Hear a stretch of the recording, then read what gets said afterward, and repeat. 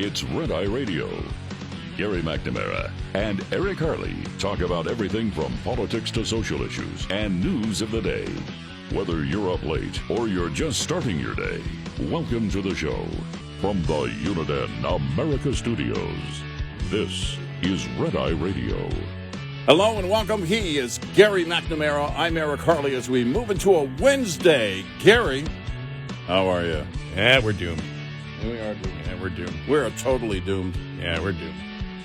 We're more doomeder than I thought we were. Yeah, we're just doomed. I need to get my shirt, and I know it's a T-shirt, and it's getting cold out, or will be getting cold out, but I need to wear that shirt again. Well, this is our week for wearing, here in Texas, we're wearing layers. Yes. You know.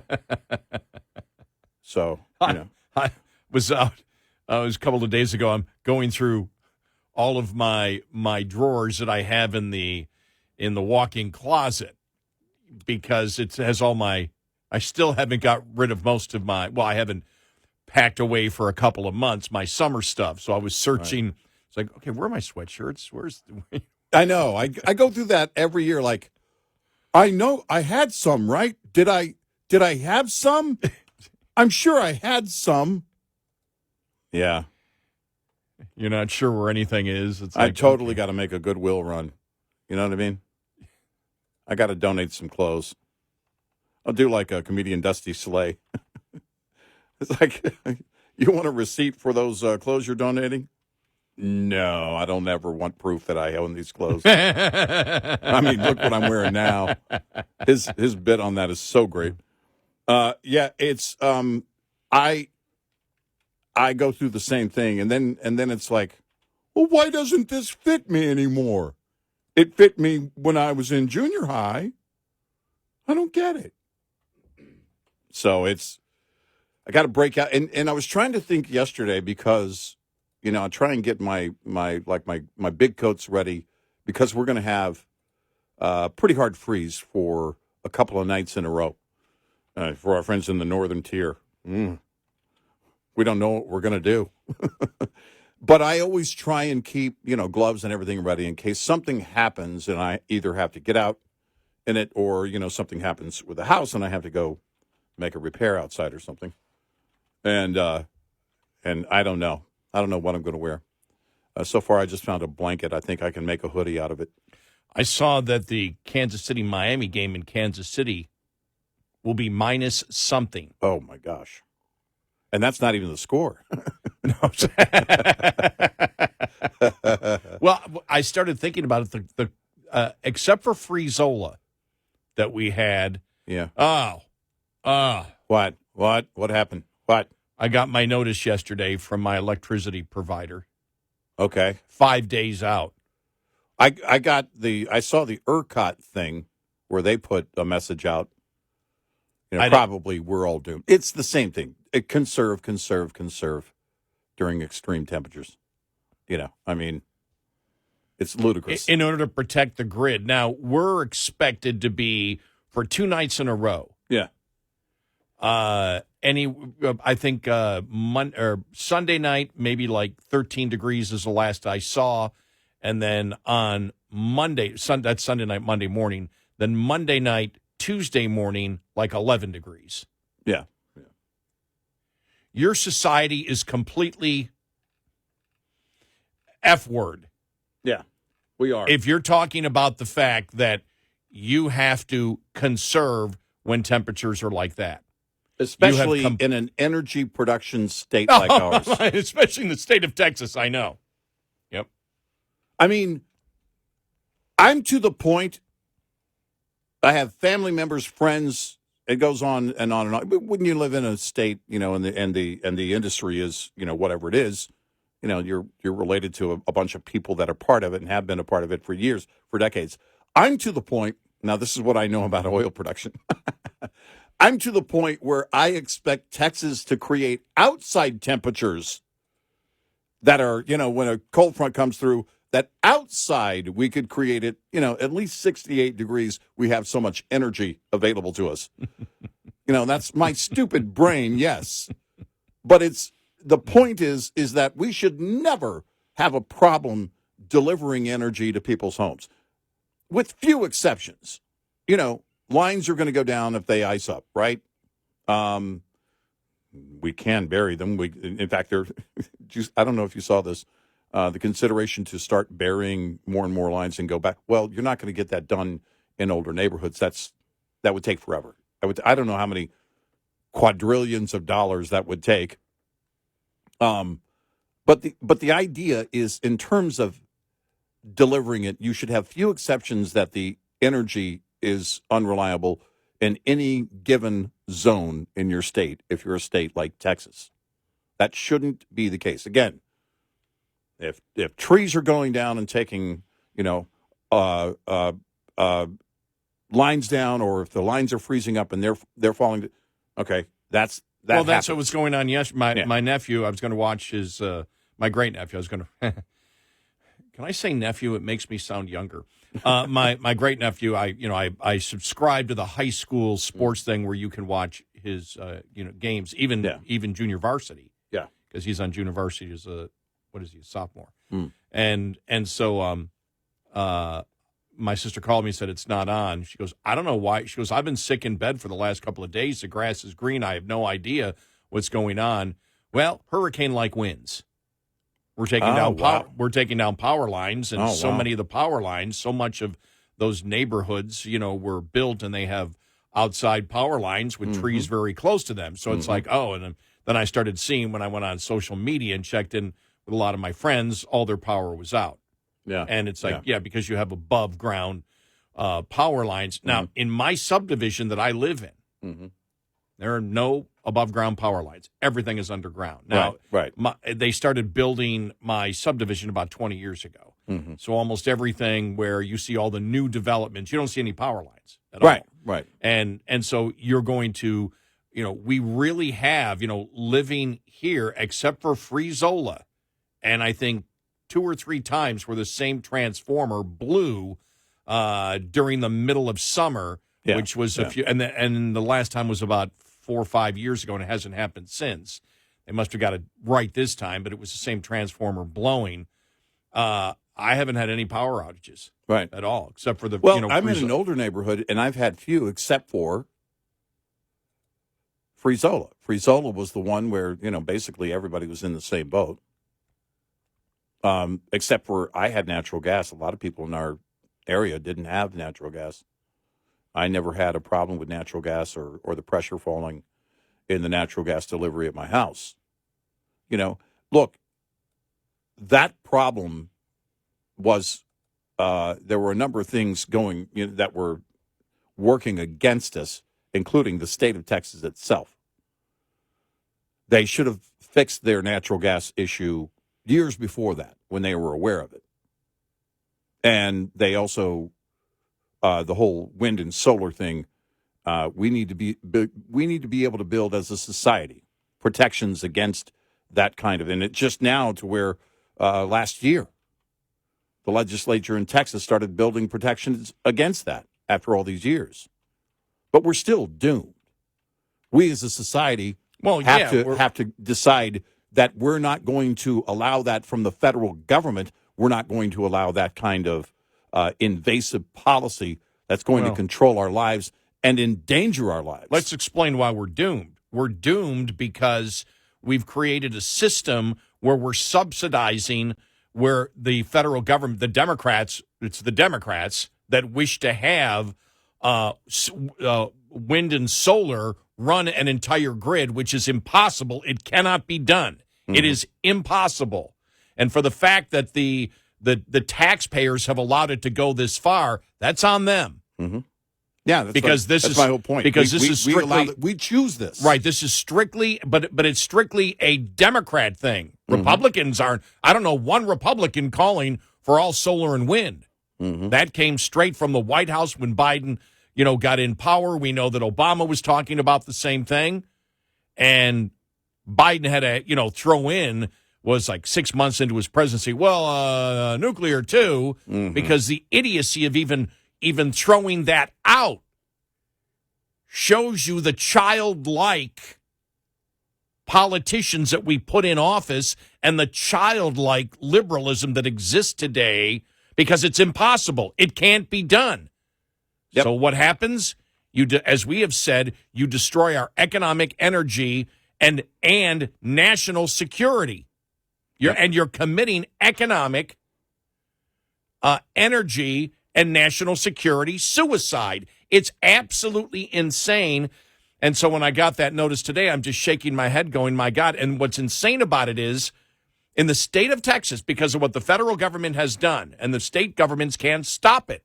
They can't stop the subsidies. They can't stop the building and connecting it to the grid. The states can't do it. And so you've got the insane liberals that have come up with this idea, solar and wind, solar and wind, solar and wind, solar and wind. And you have to subsidize all of it. And so we got to the point after Free-Zola, that's almost, was it 3 years ago? 3 years ago. Wow. February 14th. Yeah. Almost 3 years ago. And so we have to subsidize that. So the Republicans came in and said, all right, what we've got to do is we've got to build natural gas plants. Mm-hmm. And since the natural gas plants, because they can start immediately, you can't do that with coal, right, or nuclear. You just can't. You can't have those in reserve and start them up. Nuclear plants you could if they were running on a consistent basis. Mm-hmm. You could attach them. Can't do it with coal. And so so it's like 10 or whatever. I mean, there was a number around 10 that they want to build that will provide the backup, but they can't make a profit. No energy company can make a profit on it because it will only be working part-time. So we've got to subsidize the natural gas with taxpayer dollars and also skyrocket the cost of electricity, increase the cost of electricity. And so we're subsidizing all forms of energy, which we don't need to do. You talk about an unnecessary redundancy. That's insanity redundancy. Yeah, and as a voting public, we choose all of these things. Yep.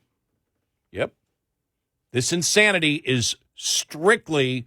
Now you've had a few Republicans throughout the climate change stuff, including it really started by Newt Gingrich sitting on the stupid thing. Anybody who believes, look, that shows you that Newt Gingrich will be a conservative when he wishes to be a conservative and when he wishes not to be a conservative. Mm-hmm. And I'll never forget the breakfast that he did in New England one time where he said, Republicans have to come around. Yeah, we got to come around. Doesn't matter whether it's the right thing to do or not. It's the fact that politically, that's what we have to do. This is where the public is. The public, basically, he was saying the public is a bunch of idiots who can't understand the fact that solar and wind cannot run the grid, but they believe it, so we've got to jump on board anyway. Right. If you're a conservative, the only thing you should be saying is, this is what the science says, they're wrong, and we need to hold the line on this. And they didn't. And by the way, that's one of the reasons why on the show, we know we get Republicans upset, why we call Republicans out when they're liberals, whether it's Trump or whatever. I don't care I don't care if you're hurt by it. Grow up. Well, deal with reality. If you're in public office or looking to be in public office, you work for me. Yeah.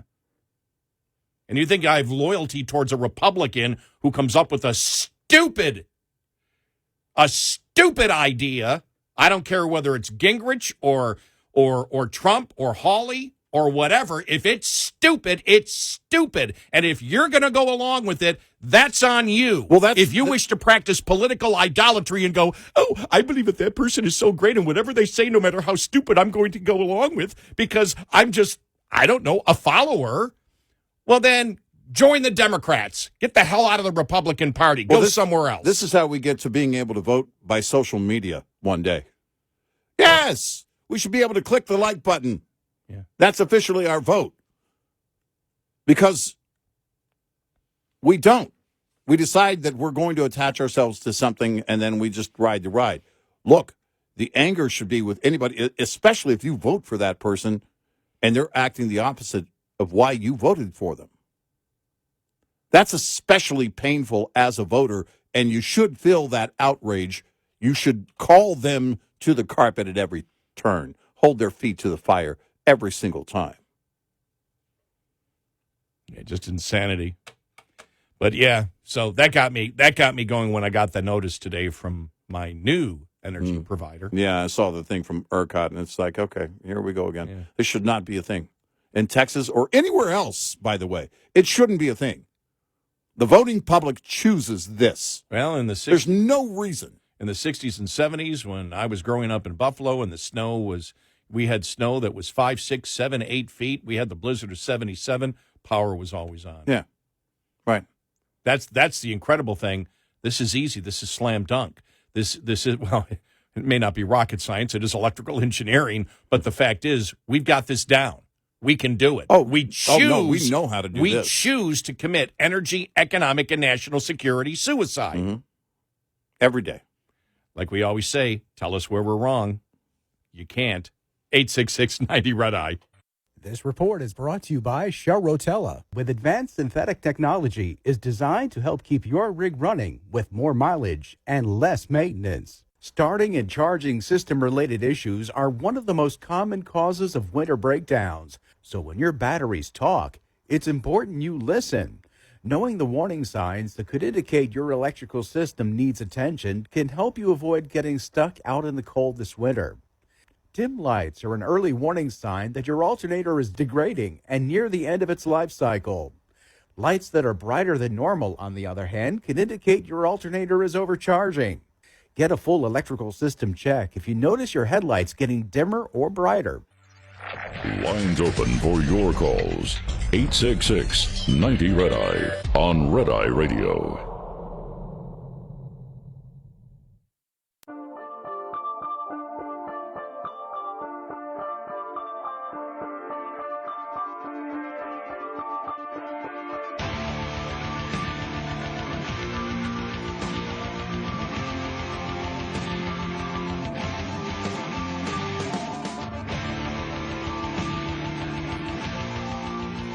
It's Red Eye Radio. He's Eric Harley, and I'm Gary McNamara. Meanwhile, we found out yesterday that the Secretary of Defense has prostate cancer.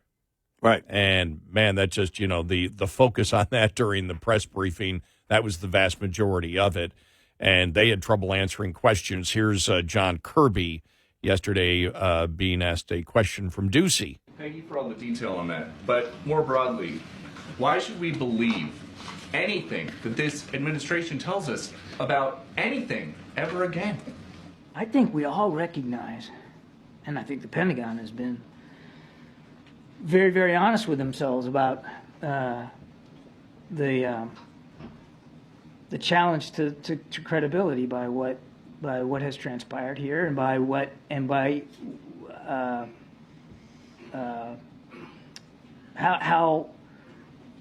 how hard it was for them to be fully transparent with the American people. I think we all recognize that. And wait, now just give me a second now. I know. And he kept saying, give me a second, and would filibuster and change the topic. Right. I'm not going to put everybody through the torture of him attempting to filibuster by changing the topic. Sorry, But look, I can hope and pray that Austin makes a full recovery.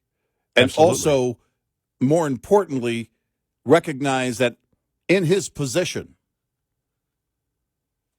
it doesn't matter. The White House is reviewing protocol, Gary. They're reviewing protocol. Oh, my God. Are you kidding me? We addressed that yesterday. Maybe. What's it? Yeah, yesterday we're going through the whole thing of, like they're just discovering this should be the case. You do it because you've worn a uniform for many years. You know this, Secretary Austin. There is no way around it. And when you look at the situation yesterday, the media was trying to float it as, well, we need to tone it down because, he's dealing with prostate cancer. Yeah, it's very serious. Again, all the more reason that if he's going to be out, everybody is fully aware that he is not there. Otherwise, you're abandoning your post, and new information about his illness doesn't change that.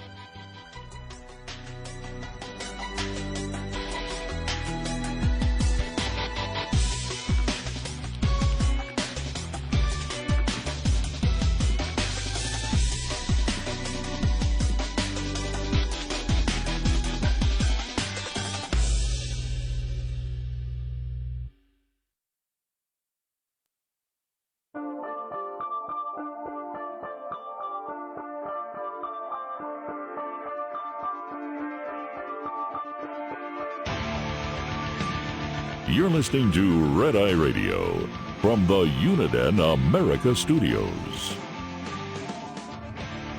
It's Red Eye Radio. He's Eric Harley, and I'm Gary McNamara. Yeah, I will tell you that when oh, by the way, download our Red Eye Radio app today and listen when and where you want if you can't listen live overnight. Yeah, when you said that, after they announced that Lloyd Austin had, prostate cancer and the procedure in ICU, and by the way, when he had it, he was out. Mm-hmm. He was out completely. Right. Yeah. But when I knew exactly when you said all of a sudden you went to social media, well, we need to calm down on this now because he's had prostate cancer. We need to be sensitive. And it's like, what are you talking about? Of course, everybody knows this. Any guy out there, do I have to say woman too? Yeah, probably these days, Do I yeah. have to be politically correct? Yeah. Every guy our Every age. person. every guy our age pays attention to their PSA levels. Mm-hmm. If you're not, you should. Yep. I mean, it's something I can't remember if I had one last time. No, I think my doctor's appointment my regular doctor's appointment in March because I'm a type 2 diabetic. I go twice a year. Mm-hmm. I'll be there twice a year for, just to check up on everything, and everything's fine. But it's the March one where I get the PSA level, Mm-hmm. and you're just like, okay, what is this? Because if you're below a 2 on it, as my doctor says, it almost guarantees you won't get prostate cancer for 2 years. Yeah. And it's like, okay, that's what you want to do. You want to keep it below Mm-hmm. And so it's something that, it's constantly, especially as you get older, on men's minds. So, yeah, there's a sensitivity to it. That's a completely different topic. In fact, from what we heard yesterday, it makes it even more incredible.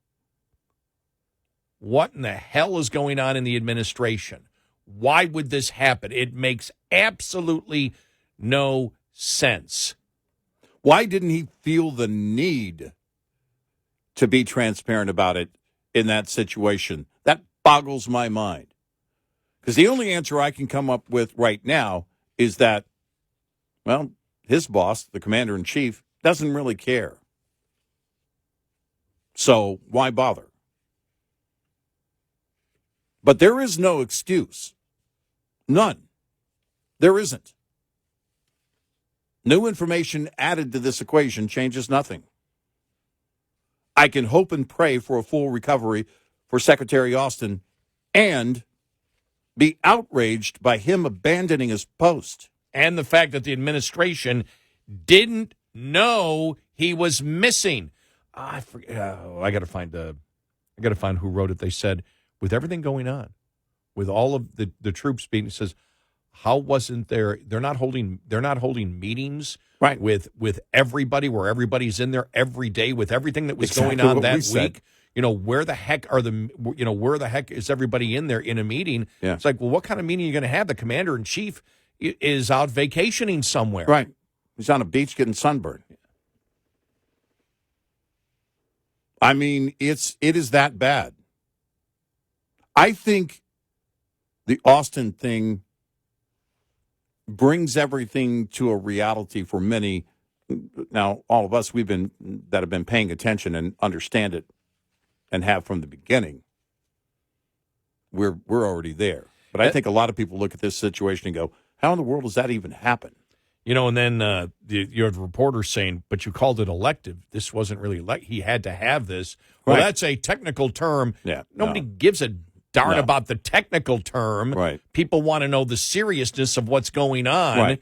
And again, couldn't answer that question. Well, what we meant, what it is I'm not a doctor, and it's just like, and you're just digging deeper and deeper and deeper, where it's like, what in the world is going on? And I do think, you do figure out what's going on, and if you were to ask me, the perception I get out of it is nobody's in charge, right? And if nobody's in charge, then you don't have to report anything if nobody is in charge. You don't feel the need. Right. Which then makes you answer the question. And this is the one thing Kirby was going back and he was filibustering with Pete Ducey yesterday. Yeah. And when he was filibustering, he's like, well, don't you understand? While he was out, we did this and we did this and we did this and we did this. So you don't necessarily need the Secretary of Defense. And it's like, excuse me, what are you talking about?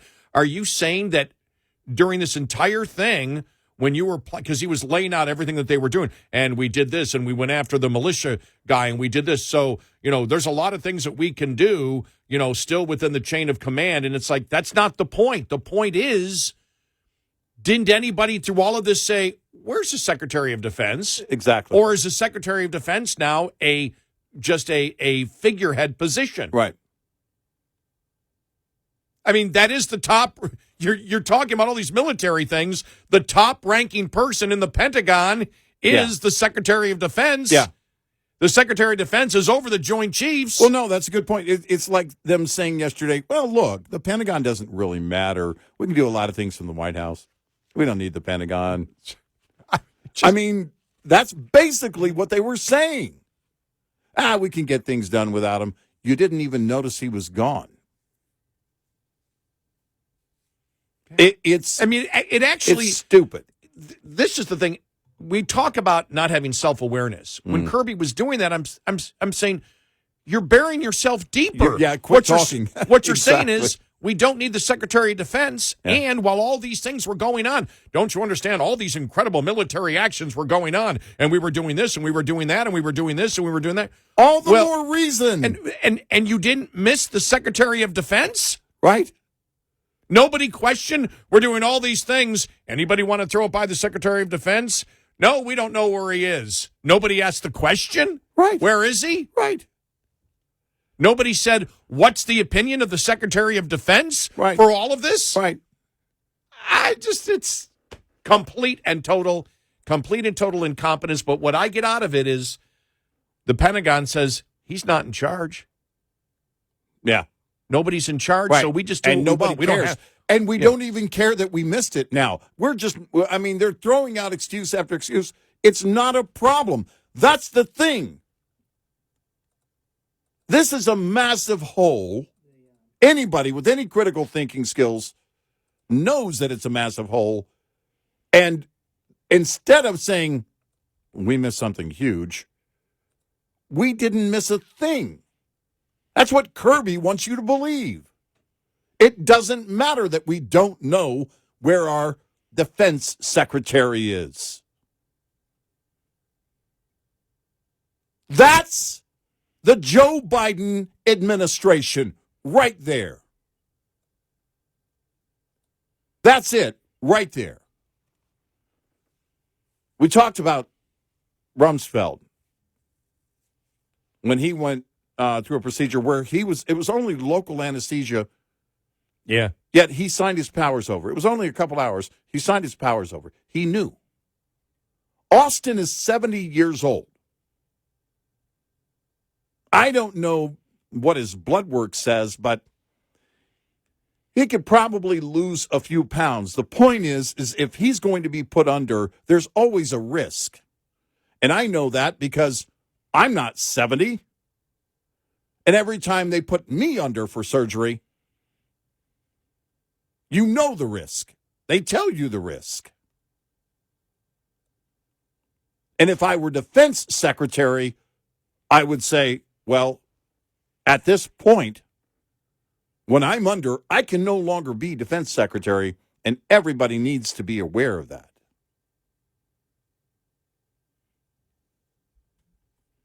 Just amazing. No, it's insane. Just insane. And we get this at every turn.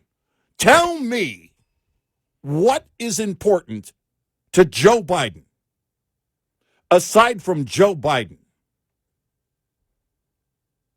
Because I don't know of one thing. I really don't. I don't know what he cares about. Because I don't see anything that he cares about except for himself. Yeah, this is just when you think it can't go any further, just nuts. Just what's going on? But in a way, it does make sense. In a way, it does make sense because Biden, again, is always gone. Yeah. We know. I don't think there's ever been a president that's taken as much vacation as he has. Right. He's always, and we understand that, well, yeah, but he can keep in touch. Well, he didn't keep in touch with the Secretary of Defense. Right. But to have all these things happen in that week, and then the White House, this is what got me, the Kirby using this and pointing out to Pete Ducey, well, we did this and we were able to do this. And so the Pentagon was still operating full. And it's like, and you didn't miss the Secretary of Defense? That's why everybody's looking at this story and going, it doesn't make any sense. You're saying that, no, we did this and we killed, we killed this militia officer, and we did this and we did that and we did this and we shot these rockets on. And during all of this time, the president never asked, well, what does the Secretary of Defense say about this? Right. Or nobody else in the Joint Chiefs of Staff, nobody came on and said, where the hell's the Secretary of Defense on this? Because, we have these things called phones, and if the storyline is that Austin told everyone he was working from home, well, you can be on phone, you can be on Zoom. Right. You're right there, whether you're there virtually or not. And why wouldn't you have? And that's the thing, that direct line of communication. Because if you hear, well, he's working from home, great. Does he know about phones? But that's what I get out of this is that, the criticism of this president has always been he really doesn't care about anything. Right. There is nobody really in charge. And there isn't. That nobody's in charge, and that's why the Secretary of Defense, said, well, not going to matter anyway whether I'm there.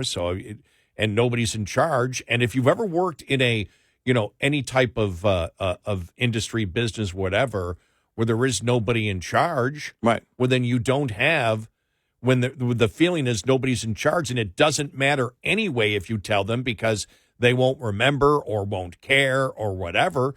Then people tend to just go off on their own. Right. And that is my biggest fear, that nobody is communicating and nobody is really in charge, which then gets back to my original question. A week ago when we came back from vacation and this was not yet a news item, and I looked at you, the first thing out of my mouth, I said, who's authorizing all these things? He's on vacation. Right. And I'm thinking that the entire infrastructure is there. We didn't even know about Austin at that point. We didn't know about Austin. I'm thinking, is Biden? Biden can't be involved in this. He's not making these decisions to all this. Is he? Is he involved in the minutia of as the president of the United States should be as commander in chief? Right. And then we find all of this, and it's just like, what in God's world is happening? It's just insane. And if Austin wants to quiet quit, let us help you. You're fired. Well, we knew that wasn't going to happen. No, you can't get fired for anything. No. Instead, we'll go out and make every excuse in the book for you. 866-90-RED-EYE. Get in touch with Red Eye Radio, toll free at 866-90-RED-EYE.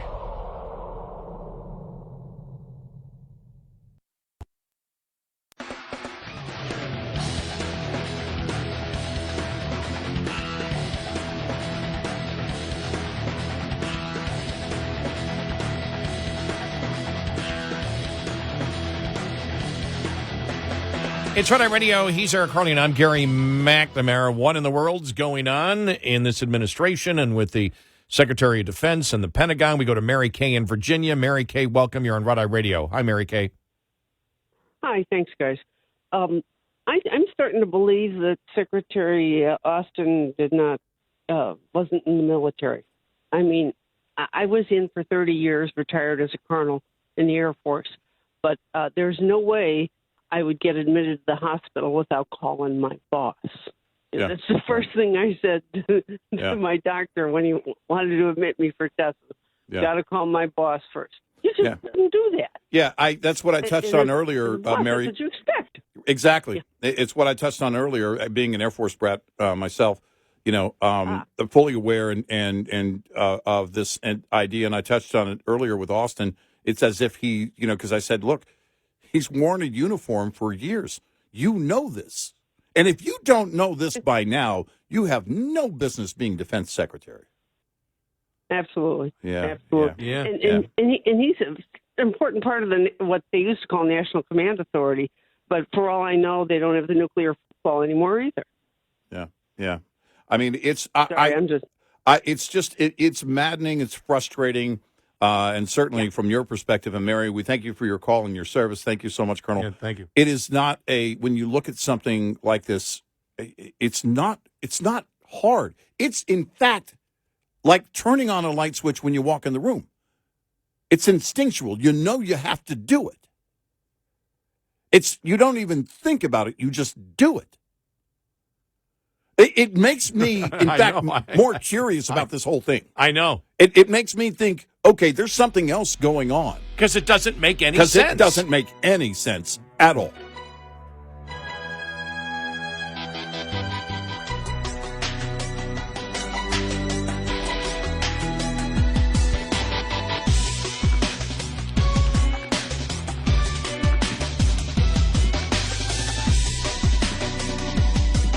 Top of the hour news is brought to you by House Products. Visit houseproducts.com. This is Red Eye Radio on Westwood One.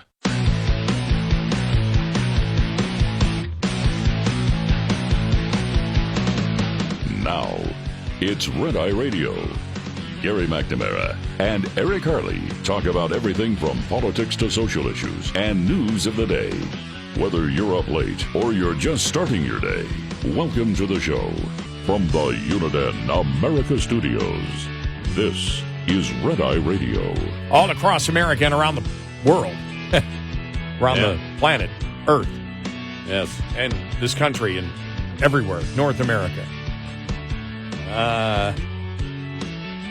Any place that has a consistent form of energy and power. Oh, wait. That's pretty much nowhere. Oh, crap. The last caller from the Colonel, which was great, and thank you so much for your service. Thank you, Mary. She was just great, though, Mary Kay. You could hear in her the confusion, because that's the whole point. Yeah. None of it makes any sense. Right. Well, you don't. First of all, you don't make Colonel accidentally. She knows that all too well. So when you reach that level, and this applies to Austin, you don't make the rank that he was at, and then make it to defense secretary for no reason. You know this, Secretary Austin. You know this. This is the thing that makes it more and more curious for me. Because now with every day, more and more questions. Now knowing the serious nature of his illness, knowing that what he was under during this procedure, and all of this, none of this makes sense. And it makes me, because until all of these questions are answered, you're going to have more and more theories as to why that was the case. Why he didn't feel the need to call. If I'm in politics today, if I'm a politician, I don't care if I'm a congressperson, a senator, president, or whatever. Actually, whatever I do in life, I want to cover all the bases so people can never start a conspiracy theory. Exactly. That's got to be. No, that's it. I don't want to leave any room. You're right. Yeah. Right. In this day and age of social media, look. One of the things. I mean, I've been laughing this entire week because, like, for the last couple of months in the National Football League, everybody whose team loses and there's a controversial play, it's rigged. It's rigged. It's rigged. There's a predetermined outcome for this. And now that they're saying that the NFL and their close relationship with all these gambling outlets, it's like, that's more of the justification that my conspiracy theory is right. And that's why you and I said, I don't know, it was a month back, it said, let's stop this. If you believe the NFL is rigged, don't watch it. Yeah, exactly. Don't follow your team. Yeah. When I found out that professional wrestling was fake, about 18 months ago, I quit watching. But it's you're not going to convince me of any of this. I don't. It doesn't matter what you throw out, what Kirby tries to throw out, what Karine Jean-Pierre tries to throw out, what Biden says, or what Austin says. I mean, I've got so many more questions with every day passing here. Because there is no way that you can convince me with all of his years of service he didn't know this and it wasn't instinctual. And the number of parts is the fact that he didn't notify anyone. And the other part of it is nobody seemed to miss him as the United States was involved in military actions. Right. And the Secretary of Defense wasn't around. That fits in. I think you touched on this earlier. That kind of fits into what the Biden administration really is, if you think about it. Because it's like, well, it seems like nobody's in charge, so nobody's going to miss one of the guys who's in charge. And then the entire thing, because I know that Dr. Siegel on Fox News yesterday was talking about the fact going, why were they throwing this out that it was elective? Why? Right. I mean, they understand. We're not talking about what the technical medical terms are. Right. You're talking about communicating effectively with the American public. Yes. And there's no way the American public looks at this and says, okay, this was something that was minor and elective, and it's okay. Whatever. It was just something. I mean, everything was just weird. And I want to play this audio here. This is the CNN's health and medical analyst, Dr. Jonathan Reiner, who was on with, I can't believe he graduated from the same high school that I did, Wolf Blitzer, yesterday. And just listen, because he goes, look, the story makes no sense. And that's the whole thing. You're looking at nothing makes any sense, which then brings you to what? Okay, the first thing is, what's the conspiracy behind it, right? Yeah. That's where the minds go. Mm-hmm. The NFL is rigged. That's the conspiracy theory because my team got screwed over. Exactly. Well, do you really think it's rigged? If you do, why do you continue watching? If you know there's already a predetermined outcome that this is a year that the Bills will win because everybody wants that. Yeah. Okay. I look. You see me looking around like anybody going to object to that one? Yeah. No, we know it's a delusional statement. That's the best answer. But sometimes it doesn't come down to a conspiracy theory. Sometimes it comes down to, or a conspiracy. Sometimes it gets down to the fact that in a management system where when nobody is in charge, well, then your underlings will treat you as if nobody is in charge and just don't bother telling anybody anything. Right. Because nobody seems to care if you tell them anything anyway. Exactly. That to me, if you're asking me if I'm a betting person, what would be the answer to all this insanity? Right now, that would be number one. That's the culture that's created. That's the culture that Biden created. I really don't care. I want to go on vacation. I want to get the heck out of the White House. I work Monday through Friday. No wonder all of these young people are saying, even Monday through Friday is enough. Yeah, is too much. Right. Why? Because they're looking at the president and going, hey, he's off all the time. 8 hours every day? Yeah, he takes 3 and 4 day weekends all the time. And so, but I want to play this audio from Wolf Blitzer and Dr. Reiner on CNN here. Let's discuss the breaking news with CNN medical analyst Dr. Jonathan Reiner. He's a professor of medicine and surgery at George Washington University here in Washington. So what sort of treatment, Dr. Reiner, do you think Austin will need to undergo right now? And what are the potential problems? Well, first of all, it sounds like the secretary had an abscess form about a week after his surgery. That would be the fluid that they described that was present in his abdomen, and that would have had to have been drained to help him heal. And then I'm sure he's in the hospital now continuing to receive antibiotics, and whether he'll need antibiotics going forward is unclear. And then it also depends on if there are any complications from the urologic surgery itself and the prostate healing and his urine flow and things like that. But it's important to note that hospitalization is very enervating and takes a lot out of you. And the secretary, although he looks very robust, is 70 years old. And I tell people that it takes about 3 times as long to recover from an illness as you spend in the hospital. So if he's in the hospital now for 8 days, it could take him a month to recover from this. Really? Yeah. Complications could be very, very serious too, right? We don't know. We're watching all of this. He was readmitted to the hospital, as you know, last week after originally undergoing the surgery to deal with the prostate cancer. So what does that indicate to you? Well, it indicates that he was sick, and more importantly, he was admitted to the intensive care unit, which suggests that he was unstable.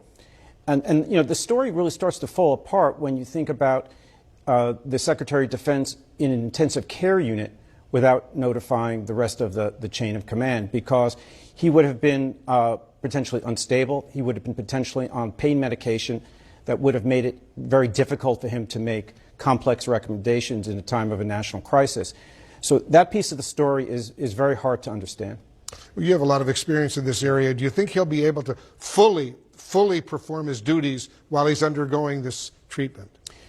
Well, I think if he's no longer on pain medication and he's just receiving antibiotics, maybe some physical therapy, and just overall resting at home, yeah, then he should be very capable of reading emails and participating in conference calls and advising the White House, as long as he's not requiring pain medication. There you go. And he said the administration story doesn't make any sense. Yeah, right. Because it doesn't. No, it's the more they talk, the more questions I have. And there is, again, no way you can convince me that Austin thought, Because what it sounds like is they handed him the cover-up story because Biden just didn't recognize that he was gone. That's one theory that works in my mind. Oh, well, all right, let Austin take the fall. But it doesn't work because now you've got an incompetent president and an incompetent Secretary of Defense.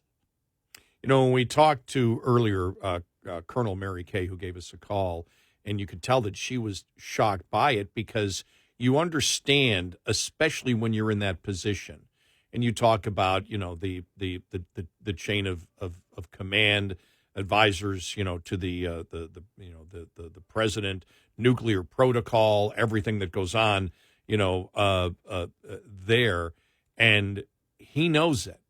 Yeah. He's career military. Yeah. So Austin absolutely knows it.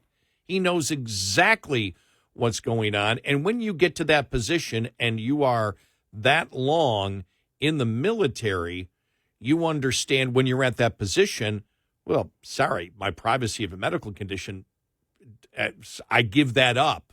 Yeah. I give that up to do this. Right. And that really isn't a hard decision for those people saying, well, we need to respect because he's a very private person. I don't care. It doesn't matter then. It doesn't care whether you're a private person. You give that up when you're in that position. Yep. You give that up. And you're in service of the people. But that doesn't even make sense anyway because we're all private people in our own way. But we have obligations. But if I get sick, I got to write my damn boss. Mm-hmm. We have obligations. And each of us. I don't know. Here's a question, though. If you and I just didn't come in, would our boss notice? No. Nope. I'm not sure our production staff would notice. Wow. Gary and Eric came in today. They're in stealth mode. You can't see them. Right. Exactly. It's nobody over there in the studio. Right. Oh. Well, they're there. They're just in stealth mode. We're working from home. I mean, just like I said, it's just, and everybody knows it. Everybody does. Well, and I said, it becomes so instinctual. It's like tying your shoes when you put them on. It's like turning on a light switch when you walk in the room. You're not even thinking about it. It is second nature at that level, especially. And then you had on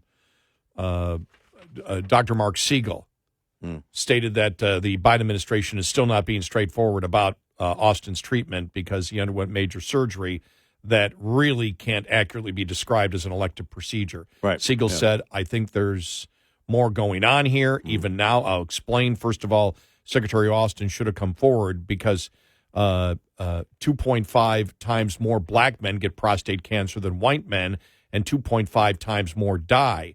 And we're trying forever in the doctor's office to increase our screening. So he could have been and still can be a spokesperson for that fact. Secondly, they call this an elective procedure, but this is a major surgery from the way I'm reading it. Minimally invasive to me implies that they used a robot, which is a huge step forward, so it can be done through 2 small incisions. If I'm right that they used that system and you don't lose a lot of blood, and it's a major, major step forward, and he's probably cured. We pray to God that he's cured. But that is not what I would call an elective procedure, even if technically it is, because you don't have to because you don't have to have it as an emergency. This one you had to. Mm-hmm.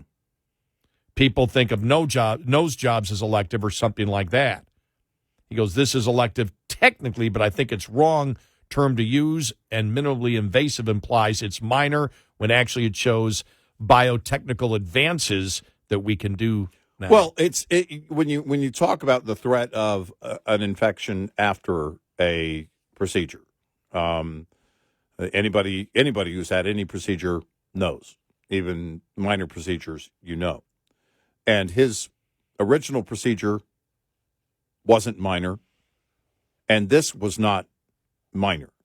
And the thought of calling it an elective procedure the way that they did reeks of trying to cover something up. And think about it. Why didn't we hear this the first day? Why didn't, and I mean the first day that it was discovered. So Sunday night, Monday morning, all of this information come out. Why did it take until Tuesday for more? When things all of a sudden start more and more coming out, it tells you that they're doing it only because of the political pressure put on them, because there are too many questions, more questions with every day. And this is the problem. An abscess is not something to mess around with. This is not a small concern. No, and it wasn't. It can take your life. Right. And it wasn't a choice to go into ICU. No, it isn't. It was mandatory. That's the whole thing. So why did they phrase it that way? Because they wanted to dismiss it. Why didn't we learn everything by the time the weekend was over and the story was out? Why didn't we know this immediately with a statement that was fully transparent, which, by the way, I suspect, in fact, you can't convince me otherwise, they're not being fully transparent even still. There's a lot more to learn about this situation. 866-90-RED-EYE. Brought to you by FPPF, Fuel Power Max. Independents with carrier authority should be mindful that negotiation strength varies as the week progresses. Typically, the highest rates across major segments are paid for loads negotiated on Sundays, and the highest volume of loads for all segments is seen on Mondays, also the weekday that tends to be the best for flatbed negotiations, yielding the best rates. Owner-operators tend to have less negotiation strength on Tuesday, which shows the lowest weekday spread between brokers' offered rates and actual paid rates. Broker offers tend to rise by Wednesday as the end of the week is in sight. This day also seems optimal for the 3 o'clock hustle, so-called for its reliance on that afternoon time of day, when brokers are getting nervous, to improve negotiation strength. Stay mindful of this system to maximize your revenue. Brought to you by Shell Rotella, with advanced synthetic technology is designed to help keep your rig running with more mileage and less maintenance. We'll be right back with more Red Eye Radio with Eric Harley and Gary McNamara.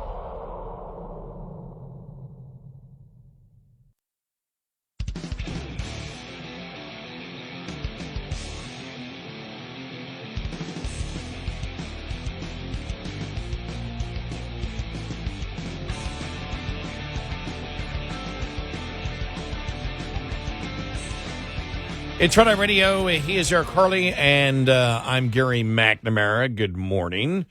Coming up here, we will talk about a variety of different things, Trump and the immunity claims. I thought that was interesting yesterday. Who was it in National Review that keeps pounding on the fact that Trump's lawyers are horrible? They were horrible in that moment yesterday. They were really, really, really, really bad.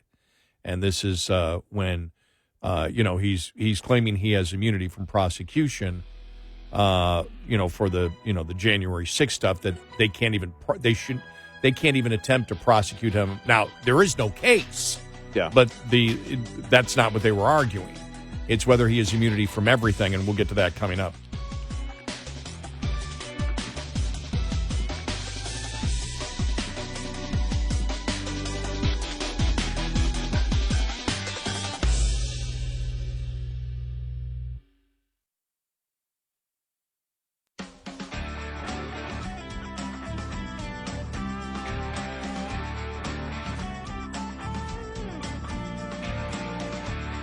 Soon they'll be going into a deep dive.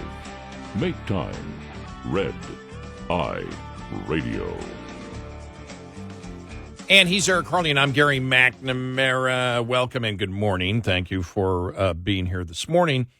Download our Red Eye Radio app today and listen when and where you want if you can't listen live overnight.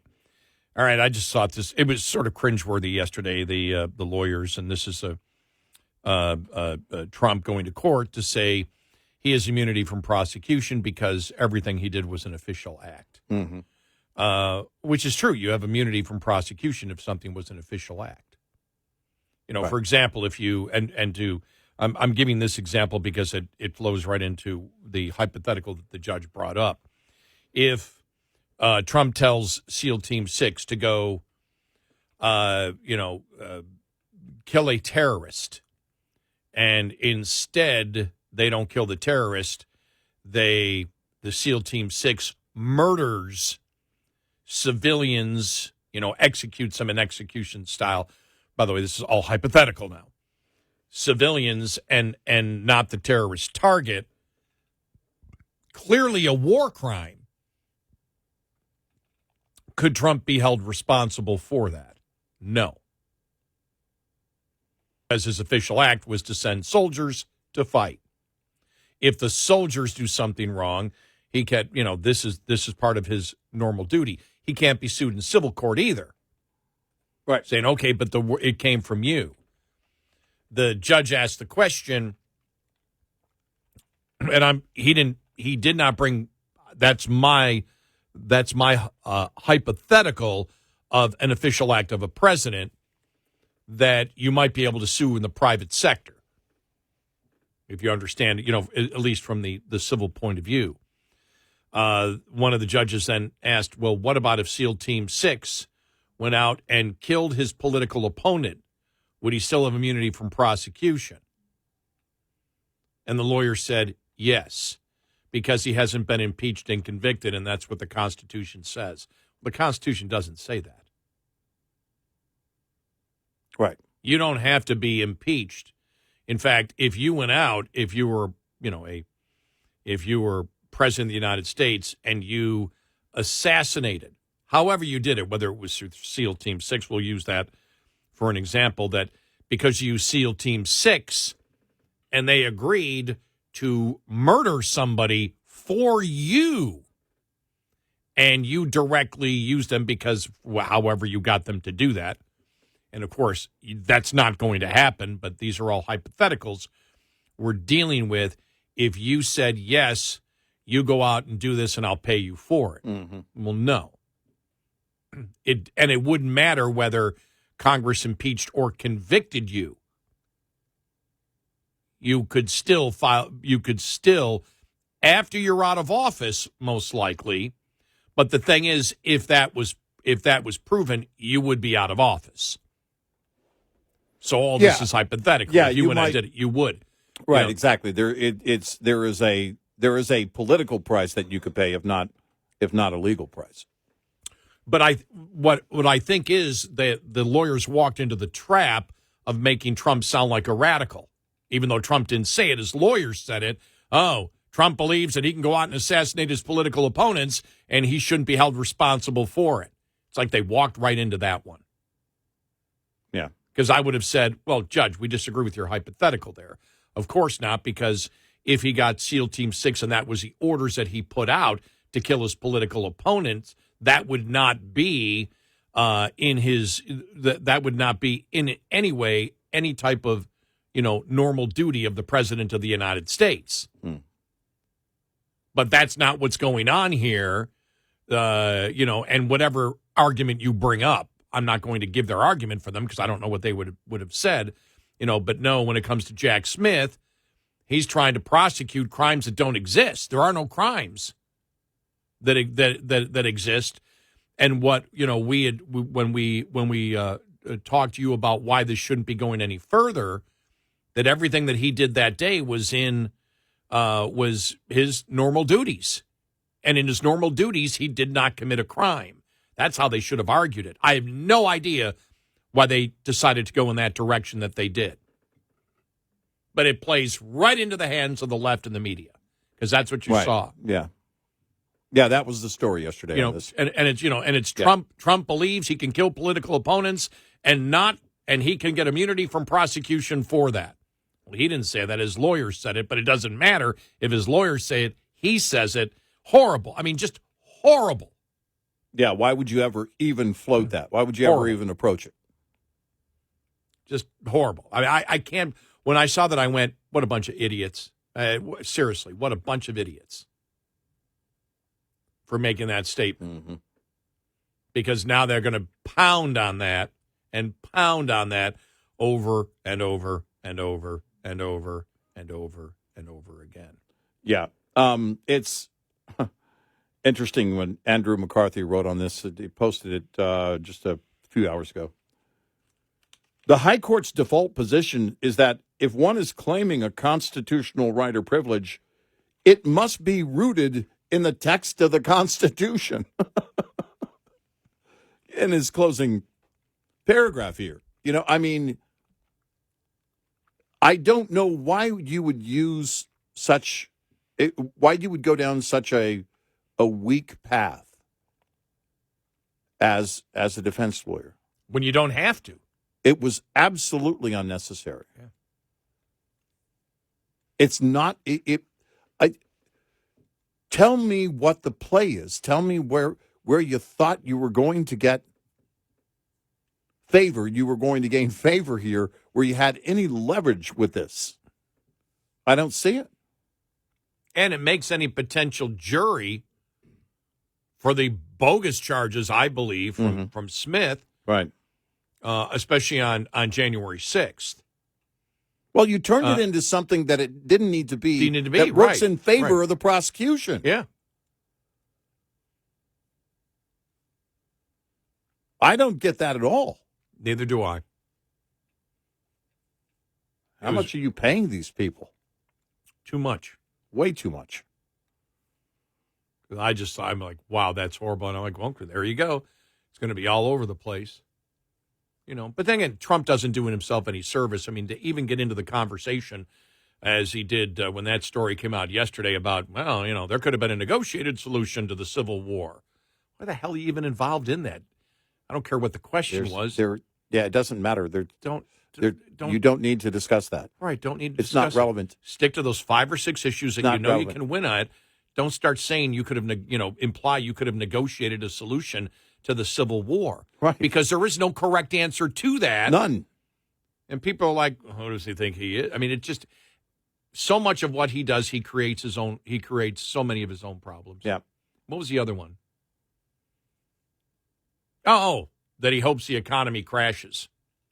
It's like you're playing right. It's almost as if, yesterday was one of those days I said, Trump really doesn't want to win. Now, I know he does, because winning does solve a significant portion of his problems. Yeah, right. Or problems and challenges he faces. But to talk about the fact that he doesn't want to end up like Herbert Hoover, so he hopes the economy crashes before he becomes president, you never say you hope the economy crashes.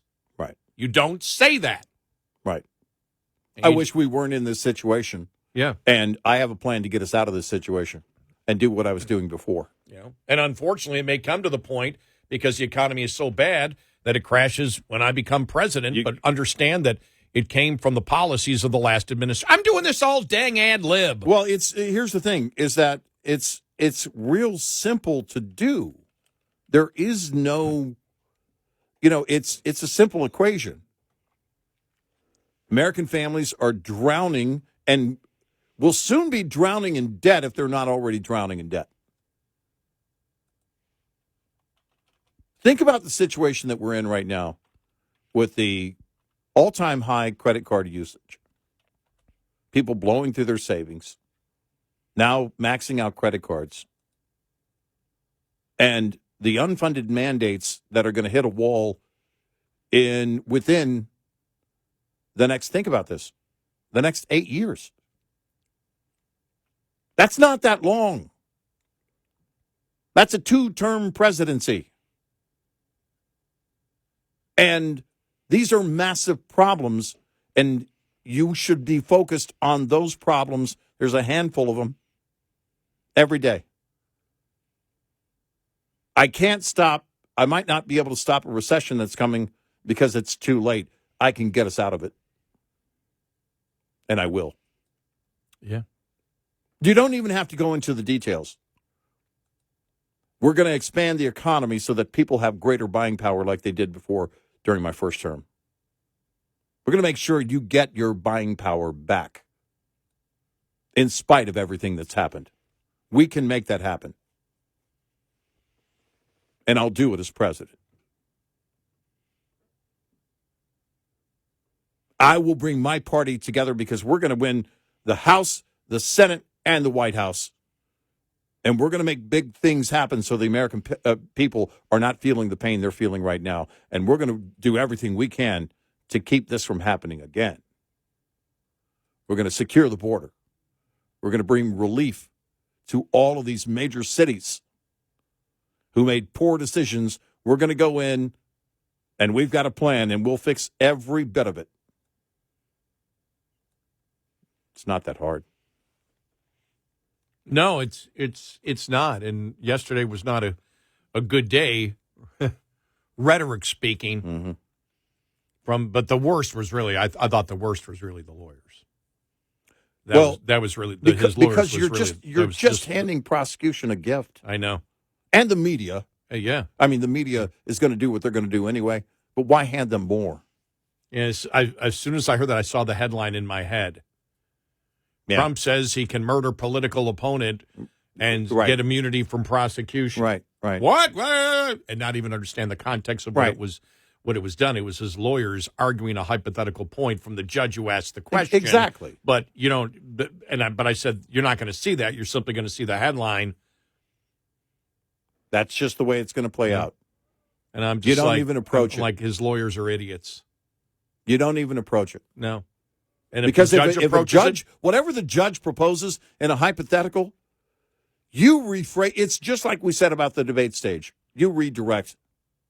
You rephrase everything and make it work in your favor instead of handing prosecution and the media a gift. Yeah. And your opponent. Yeah. All of your opponents. Well, I was going to say, how long before we hear from Democrats? Listen, we know who this guy is. Look at what his own lawyers were talking about, and his lawyers represent him. We said it back with the phone call with Zelensky during that impeachment process. We know what this guy wants to do. He's willing to do anything. I mean, you're just creating something that didn't need to happen. That's a nightmare. Politically, it's a nightmare.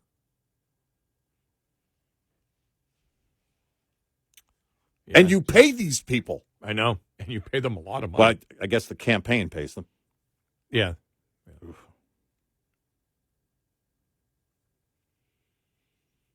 Will be interesting. I haven't seen, I saw the CNN poll for New Hampshire that shows Nikki Haley just 7 behind.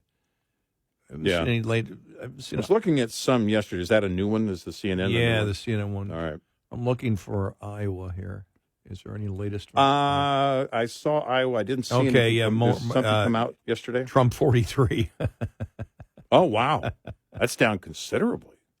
No, plus 43. Oh, plus 43. Yeah, I thought you were saying he was at 43. No. Like, no, whoa. Plus 43. What happened? What did I miss? Because I was going through them during yesterday's show. I was going through them,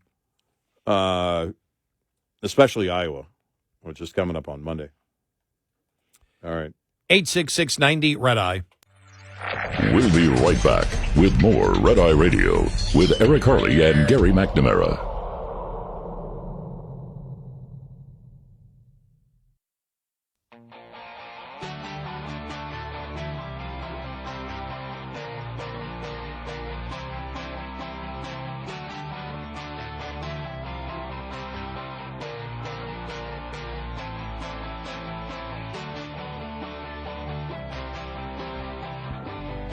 It's Red Eye Radio. He's Eric Harley, and I'm Gary McNamara. Right, what I don't get, I understand why Trump is at the top. That clearly I understand. Yeah.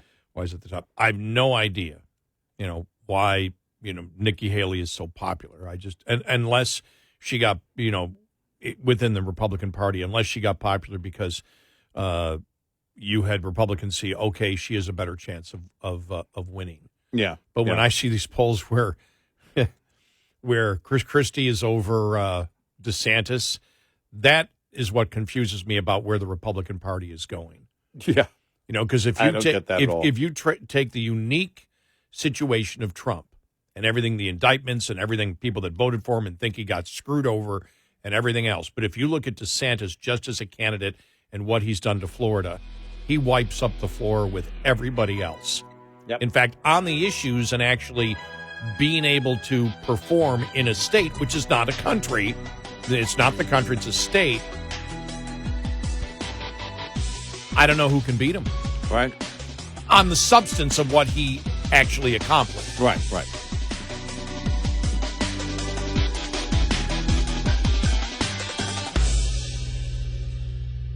This is Red Eye Radio on Westwood One.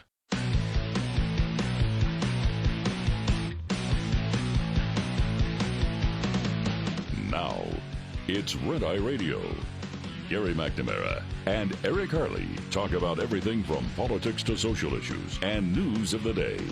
Whether you're up late or you're just starting your day, welcome to the show. From the Uniden America Studios, this is Red Eye Radio. All across America and around the world, we are Red Eye Radio. He is Eric Harley, and I'm Gary McNamara. Good morning. Thank you for being here this morning. Thank you. Yeah, I did see that that's the Kansas City Miami game could be anywhere, because that's the Sunday game, Sunday afternoon game. So it could be, because that stretches into night. That stretches into when it gets getting dark. It could be like -5, -6, -7 degrees below zero. Wow. Because the low that night is supposed to be -12 degrees. Whoa. That's some cold I'm temperatures. going to have to get some of those heaters near the benches. Wow. I don't know what you do to keep your hands warm Now, if you're a receiver. Now, the interesting thing is, and I've seen this on social media, and it's something, I don't care about it. They're a private business. They can do what they want. But you saw that the Kansas City-Miami game is on Peacock alone. So you can't get it on CBS, NBC, ABC, or Fox. It's on Peacock. Yeah. And the number of people on social media saying, don't get Peacock, don't watch it. And it's like, okay, well, I mean, you could pay for it for a month and get it. And look, this is the thing. Start your free trial an hour before the game. Do they allow you to do it? Do you have to get it for a month? I don't know if they offer that. Most of them offer a 7-day free trial, but I don't know if Peacock is part of that. Yeah, because they were talking about the fact that you get it for a month. You get it for, because they were promoting it. But if you're going to pay for it, you just get it for 1 month and jump off. Yeah, you can get it for a month and then ensure that you can watch all the NFL action. Yeah. but it's where we're going in the media. And the interesting thing is, as people, drop out and drop their cable and drop their satellite, streaming.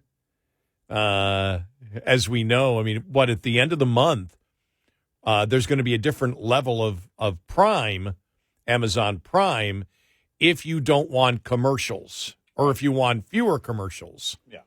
Or whatever it is. I don't know if it's completely commercial free or whatever, but I know that now I'm not going to do it because I get Prime. I get Prime now for two things, and I should be able to finish with Reacher for a year because I think they have 5 episodes, 6 episodes? I thought it was 8. No, I mean out now. Yeah, I think they just finished 6. I think there's 2 more. I think. Okay, yeah. So I mean that I may be able to watch all of that, and I don't know if they're going to add commercials onto that, or they still say the commercials won't be a lot. But the whole point is, in a way, you don't want to promote that you're playing a ton of commercials.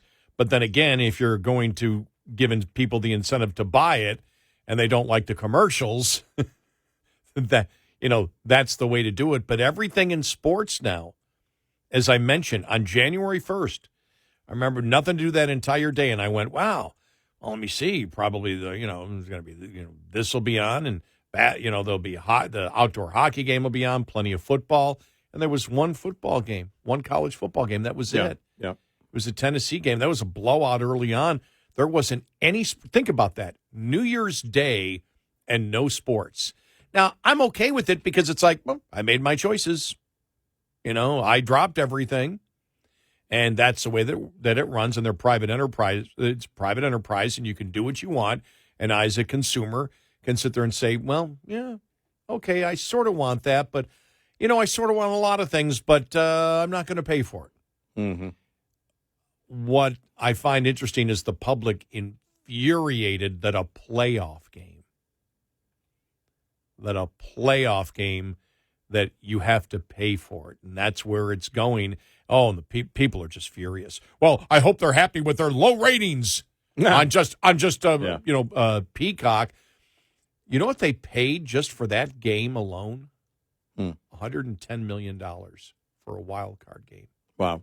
So Peacock, you can start at $6 a month, so you could pay the $6 and treat it like a pay-per-view and jump off. I really want to see what the audience has been like since this migration to streaming. So when you look at the churn rate of the streamers out there, Prime has the lowest churn rate, but the difference is with Amazon Prime, people aren't there for streaming primarily. Right. They're there for free delivery, 2-day delivery, whatever. They're there for shopping. Then you go to Netflix. But one of the problems has been that people get tired of it and then they move on, right? Then they can jump off and whatever. They get it for a month, they binge what they want to binge, and they're out. Or in this case, watch a playoff game and gone. This is something that Paramount Plus, it's interesting because I get Hulu and I get Netflix as a result of my cell carrier. And I get Paramount Plus as a result of being a Walmart Plus customer. So I get all 3 of those essentially for free or as a part of the subscription that I'm otherwise going to get anyway.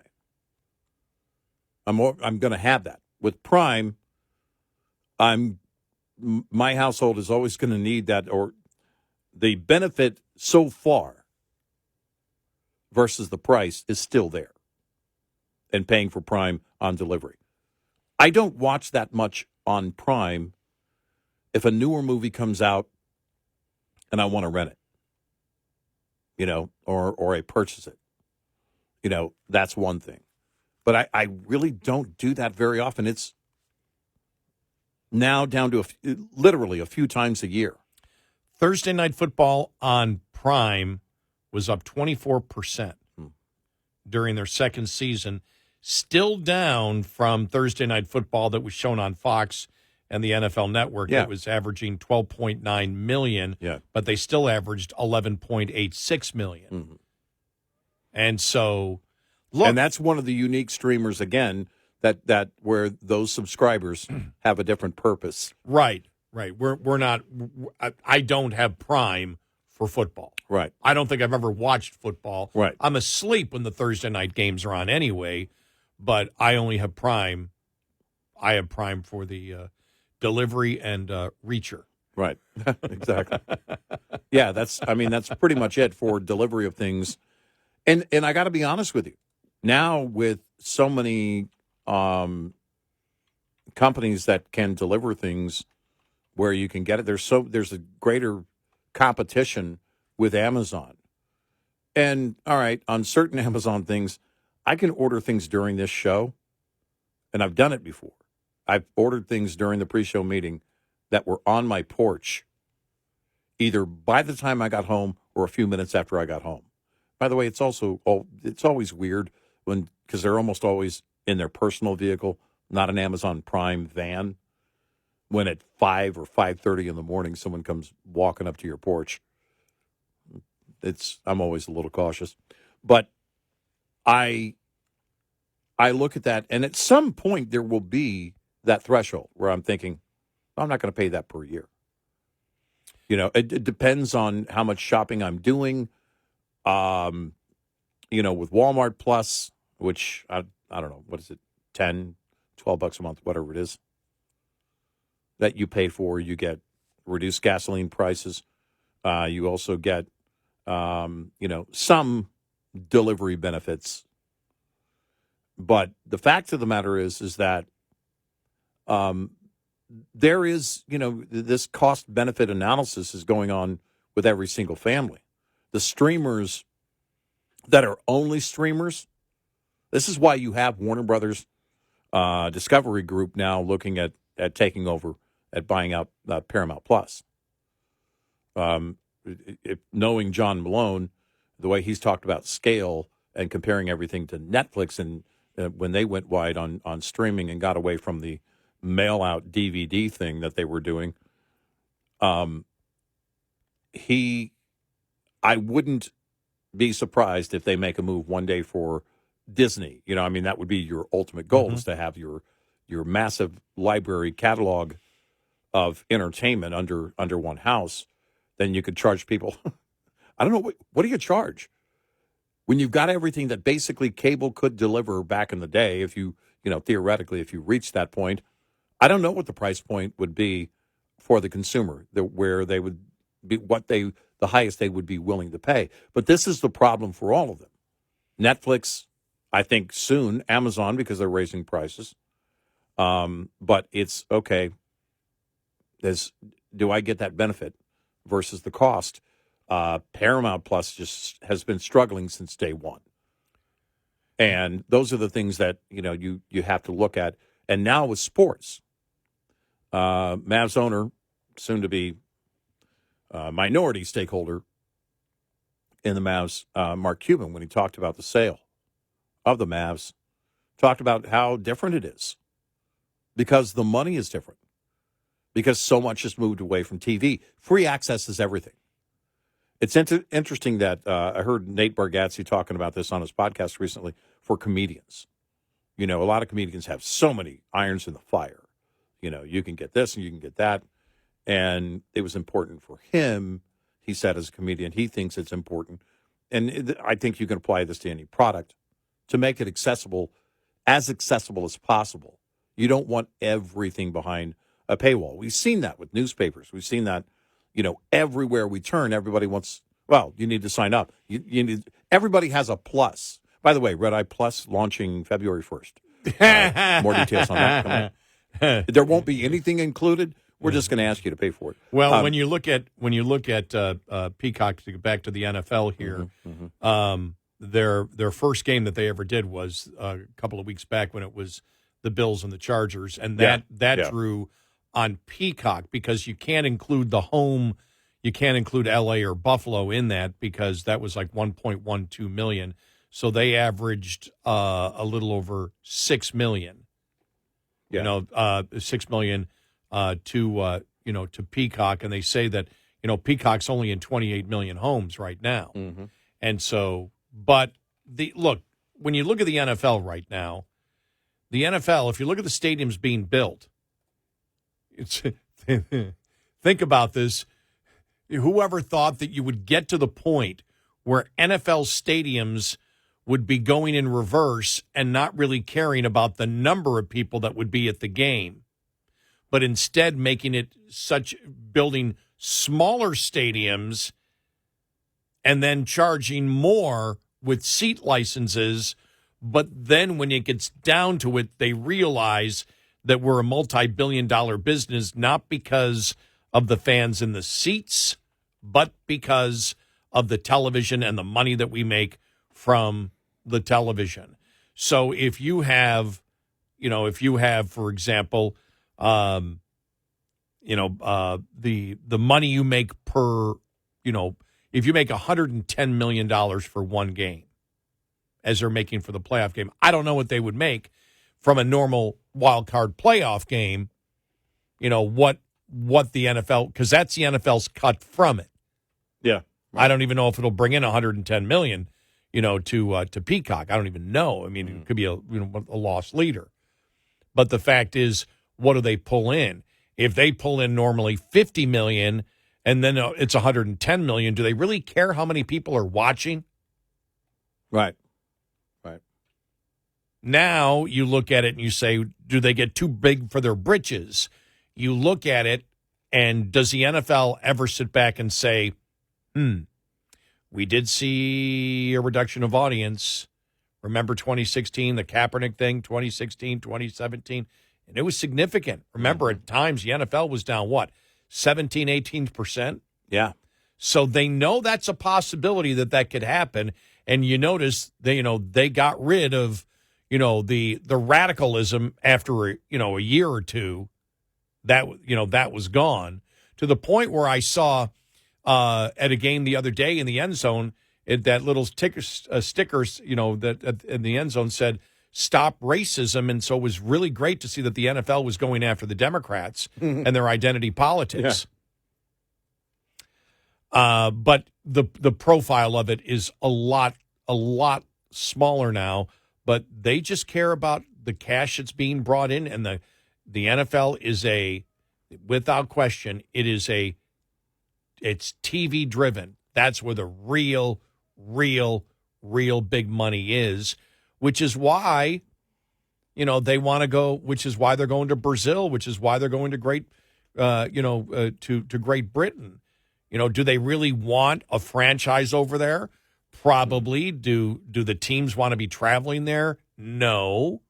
But the NFL owners want to make it much more of a worldwide audience. Yeah. And television is going to drive that. So, I love it was all my friends in Buffalo that I saw on social media going, do not buy Prime, do not buy Peacock, do not buy Peacock. And I wrote back, well, yeah, because you guys can see it for free in your home market, because that's the thing. Yeah. Still, it doesn't matter. Like, I think it's the same with Prime, too. You get to see it in your home market. Yeah, right. It's outside the home market. You don't get to see it. But when you look at some of these games out there that are drawing some of these playoff games that will, some of them will draw 25, 30 million, 40 million people. Yeah. That will happen in some of the big games. And that's the point that, if you can prove that you can pull 40 million in for a playoff game, you're going to get the networks that, that will sell advertising to buy that and give you a significant sum. Eventually, it gets to a point, if you're doing it streaming and on smaller platforms, that the return on the investment isn't going to be there, or it's going to be a super loss leader for these particular streaming services. And if that's the case, are they truly in it for the long term? Right. And I don't know what the question is for it. 866-90-RED-EYE. Lines open for your calls. 866-90-RED-EYE on Red Eye Radio.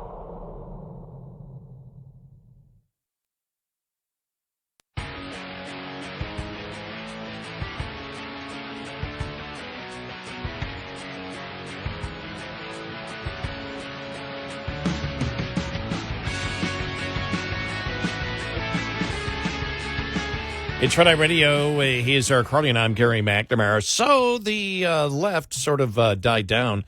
At least I saw it recently on immigration and the border of calling Republicans racist and or xenophobes. You haven't heard a lot of that, but now Mayor Johnson of Chicago isn't making that claim. The claim he's making is Greg Abbott is busing illegal immigrants to sanctuary cities because he's racist against leaders of color. Okay. So we'll get to that. All right. Well, I mean, you knew this was coming. You got to walk through the playbook, right? Yeah. The entire playbook. That's the playbook. Yeah. Yeah. Yeah. What was the bizarre thing that he was? I mean, he's Mayor Brandon said a couple of things here in recent weeks that are bizarre, but it's a desperate attempt. His approval numbers are tanking, just like Mayor Adams in New York City. They're tanking because they won't stand up and say, our party is responsible for this, and it starts with the leader of our party, President Joe Biden. They're not going to say that. They can't. I mean, Mayor Brandon has to host the DNC this summer. You can't have convention in Chicago while screaming at the guy who's going to be the nominee, supposedly. Well, it's like the Babylon Bee headline. Democratic mayors demand that migrants enter their cities in limited numbers in an orderly fashion and obtain a permit beforehand. Yeah.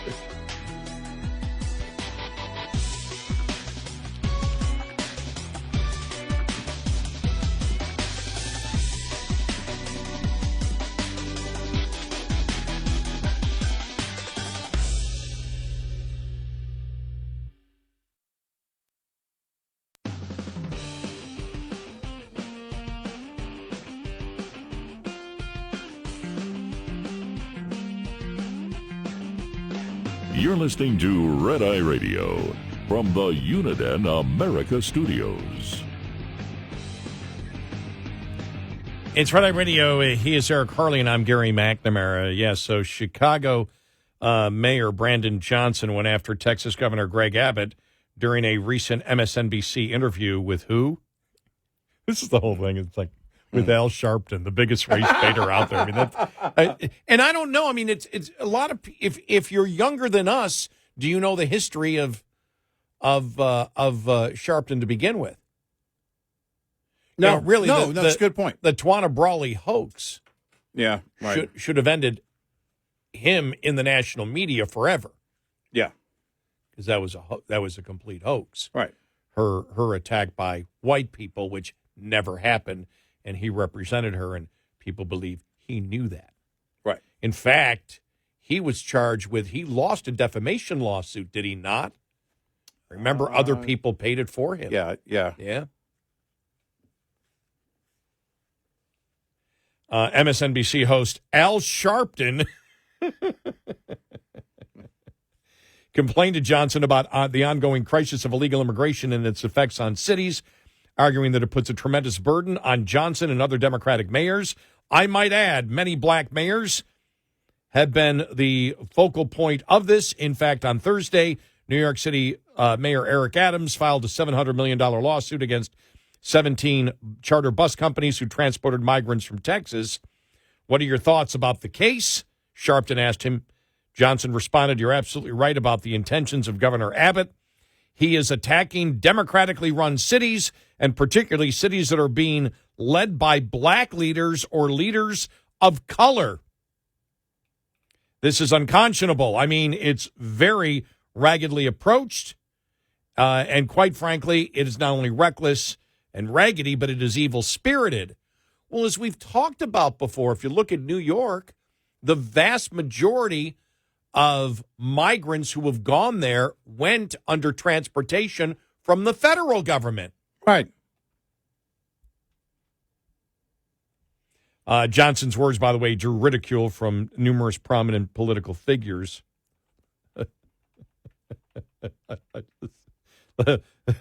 Fox News commentator Leo Terrell, who was black, said this. Please include me as one of the attackers. Undisputed fact, black mayors in Chicago, Los Angeles, San Francisco, and New York are horrible. Yeah. And, we've, the four, huge major cities. What do they all have in common? Chicago, Los Angeles, San Francisco, and New York, besides the fact that they have black mayors. They are all run by Democrats. And they're all sanctuary cities. Have been for a long, long time. And they're all sanctuary cities. And have been for a long, long time. Yep. So. And could change that. And don't wish to. And say, no, we're still going to have our sanctuary city policy, but we're going to complain about the people actually showing up. When you use an argument that you used for 40 years that has completely lost any clout, number one, it's a sign of desperation. Number two, I wonder if you even know that yourself. If you sit there and you go, God, okay, we got to bring it up. Got to bring on the racist angle again. We know it doesn't work. We know it's not having any impact. Because another story out there, black voters rejecting a Fox News story, black voters rejecting Biden as support dwindles ahead of 2024. Quote, everything was better under Trump. Yeah. Black voters spoke out Tuesday against President Biden, with some suggesting he has failed during his time in office, as support among the critical voting bloc has dwindled. And then they go through, different people that they interviewed. Black voters realize now that Biden has failed his this administration, said one black Georgia Republican. To Fox and Friends host Lawrence Jones. Yesterday, the prices of gas and everything is so expensive.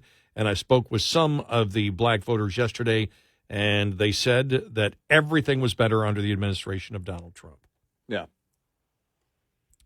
So they look forward to going back to the Republican Party and voting for Donald Trump because they say Biden has failed. We'll see whether that's true or not. Right. We know that some have, and we know there has been movement, and we know the polls have changed.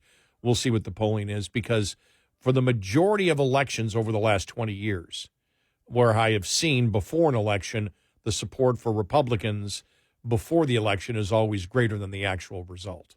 Yeah. For the majority of those elections. Right. Yeah. Not that it isn't increasing, but it hasn't gone as fast as they thought. Now, Hispanics took a big turn over the last two elections. Yes.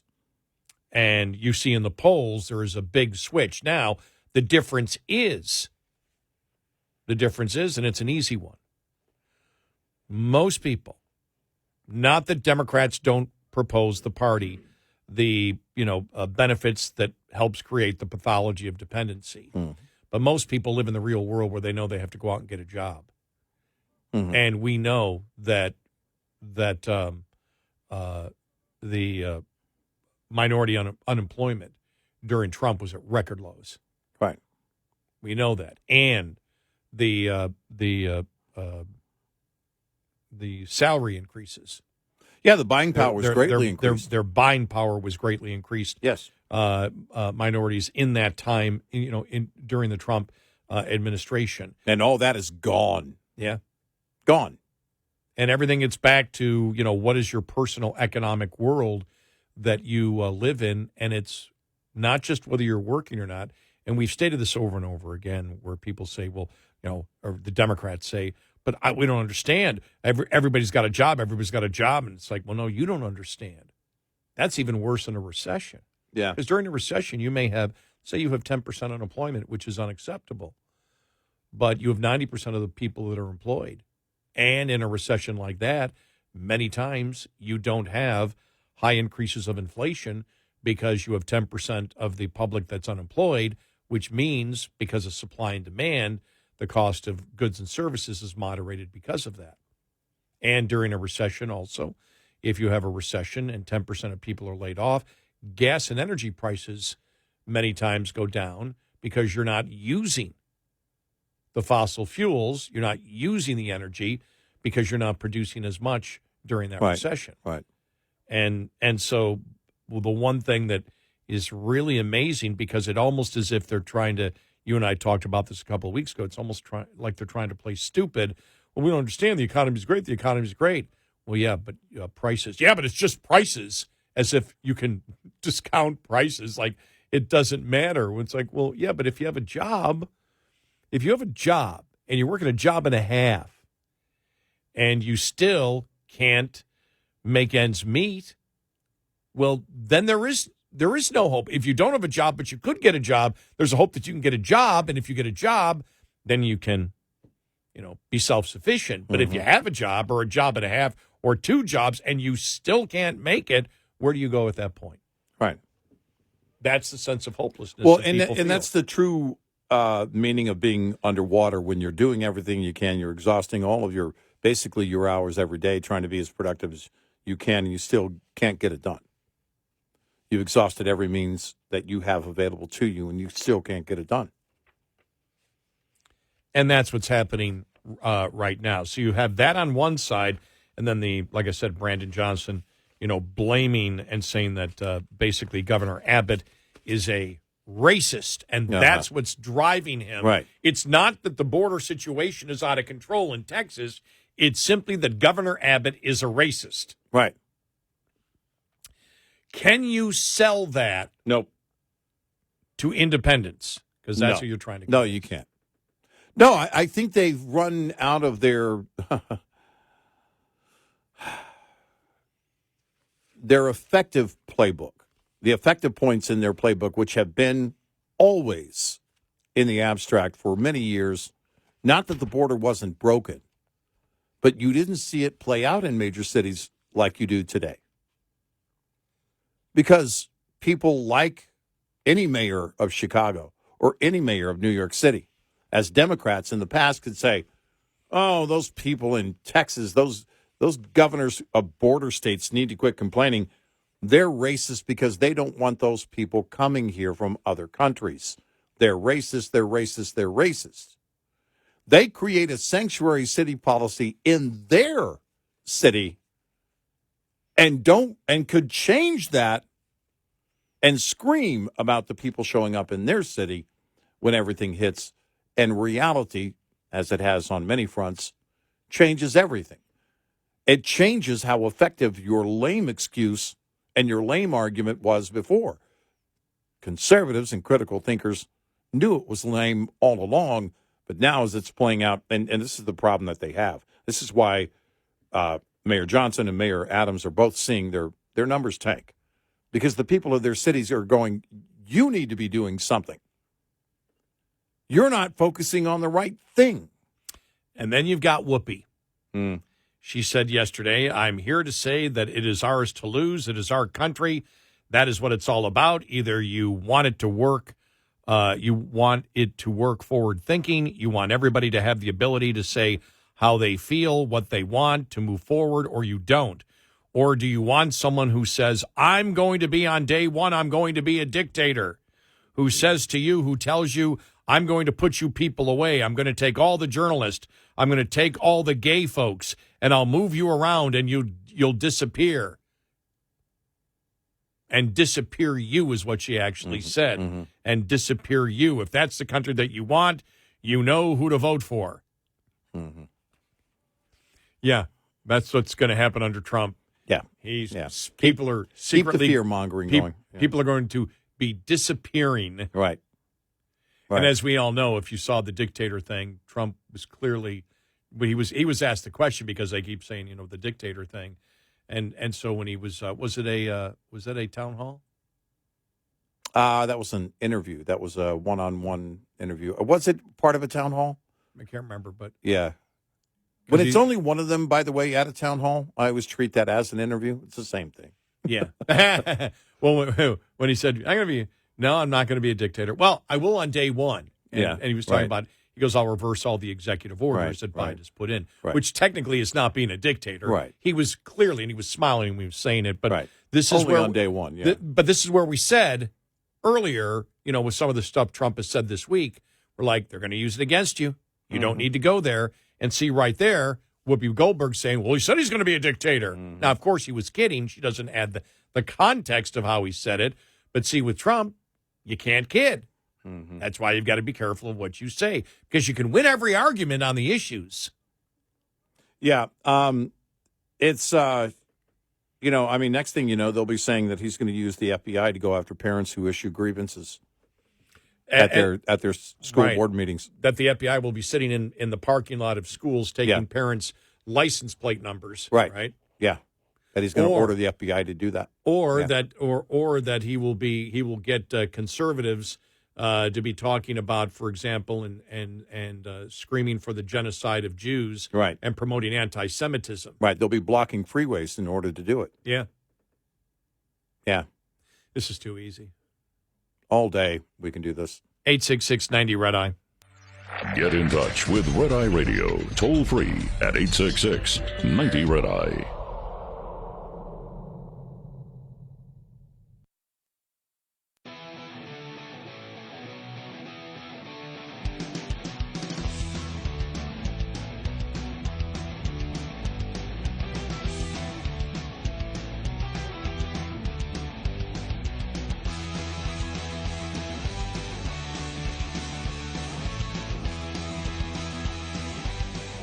It's Red Eye Radio. He is Eric Carly, and I'm Gary McNamara. You know, I got to start paying attention and see if I can catch some of the episodes of The View now between now and Election Day. Good luck with that. Because if Whoopi's going to be saying that, that basically that people are going to be disappearing off the street if Trump becomes president. I mean, that's absolute. I mean, that's just now that isn't even demonization. That's just flat out paranoia. Yeah. Yeah, that's fear-mongering Hollywood style. Yeah, that's the but they're going to have dragons coming after you. But where else can you go when you can't win on the issues? When you've used the race card to the point where nobody pays attention to it anymore, you got to go more ridiculous. Then you have to get more ridiculous. And it's the only thing you got. If you're going to say he's Hitler, then you're going to have to say, all right. Then you're going to have to say, well, what did Hitler do? Well, people just disappearing off the streets. They're just going to disappear off the streets and never hear from him again. Yeah. And that's all going to be Trump. He's going to have his own personal army. Yeah. And his personal army will be out there grabbing people off the street. Right. That's why you haven't heard from Ivanka. She's going to be leading the entire thing. Right. And you'll be walking down the street, and a van will pull up, and the door will open, and somebody will be in there and tell you to come in. Yeah. And then you'll disappear. Yeah. If Trump is elected president. Yeah. I can see the commercials with the van pulling up and the door opening up and somebody but it's not. It's Trump kidnapping you. People will disappear. Trump himself will be kidnapping people.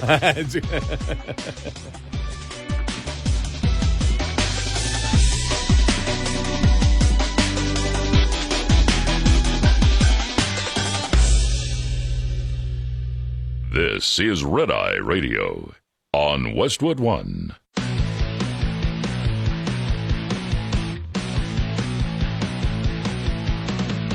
Now, it's Red Eye Radio. Gary McNamara and Eric Harley talk about everything from politics to social issues and news of the day. Whether you're up late or you're just starting your day, welcome to the show. From the Uniden America Studios, this is Red Eye Radio. All across America and around the world, we are Red Eye Radio. Good morning. Welcome. Thank you for being here. Thank you. I was reading here that I just lost it on my phone. But there's a recall effort. This story is from the Texas Tribune to recall Mayor Eric Johnson of Dallas, who turned Republican a couple of months back. Ooh. The worst offense for any Democrat. Yeah. All right. Okay, I did find it here. Petition calls for recall of Dallas Mayor Eric Johnson after party switch. Johnson, formerly a Democrat, joined the Republican Party late last year. Mm-hmm. Now, the interesting thing is it's like, well, one of the things, it doesn't matter that much because actually on the ballot, everything is nonpartisan. You're not listed as a Democrat or a Republican. Right.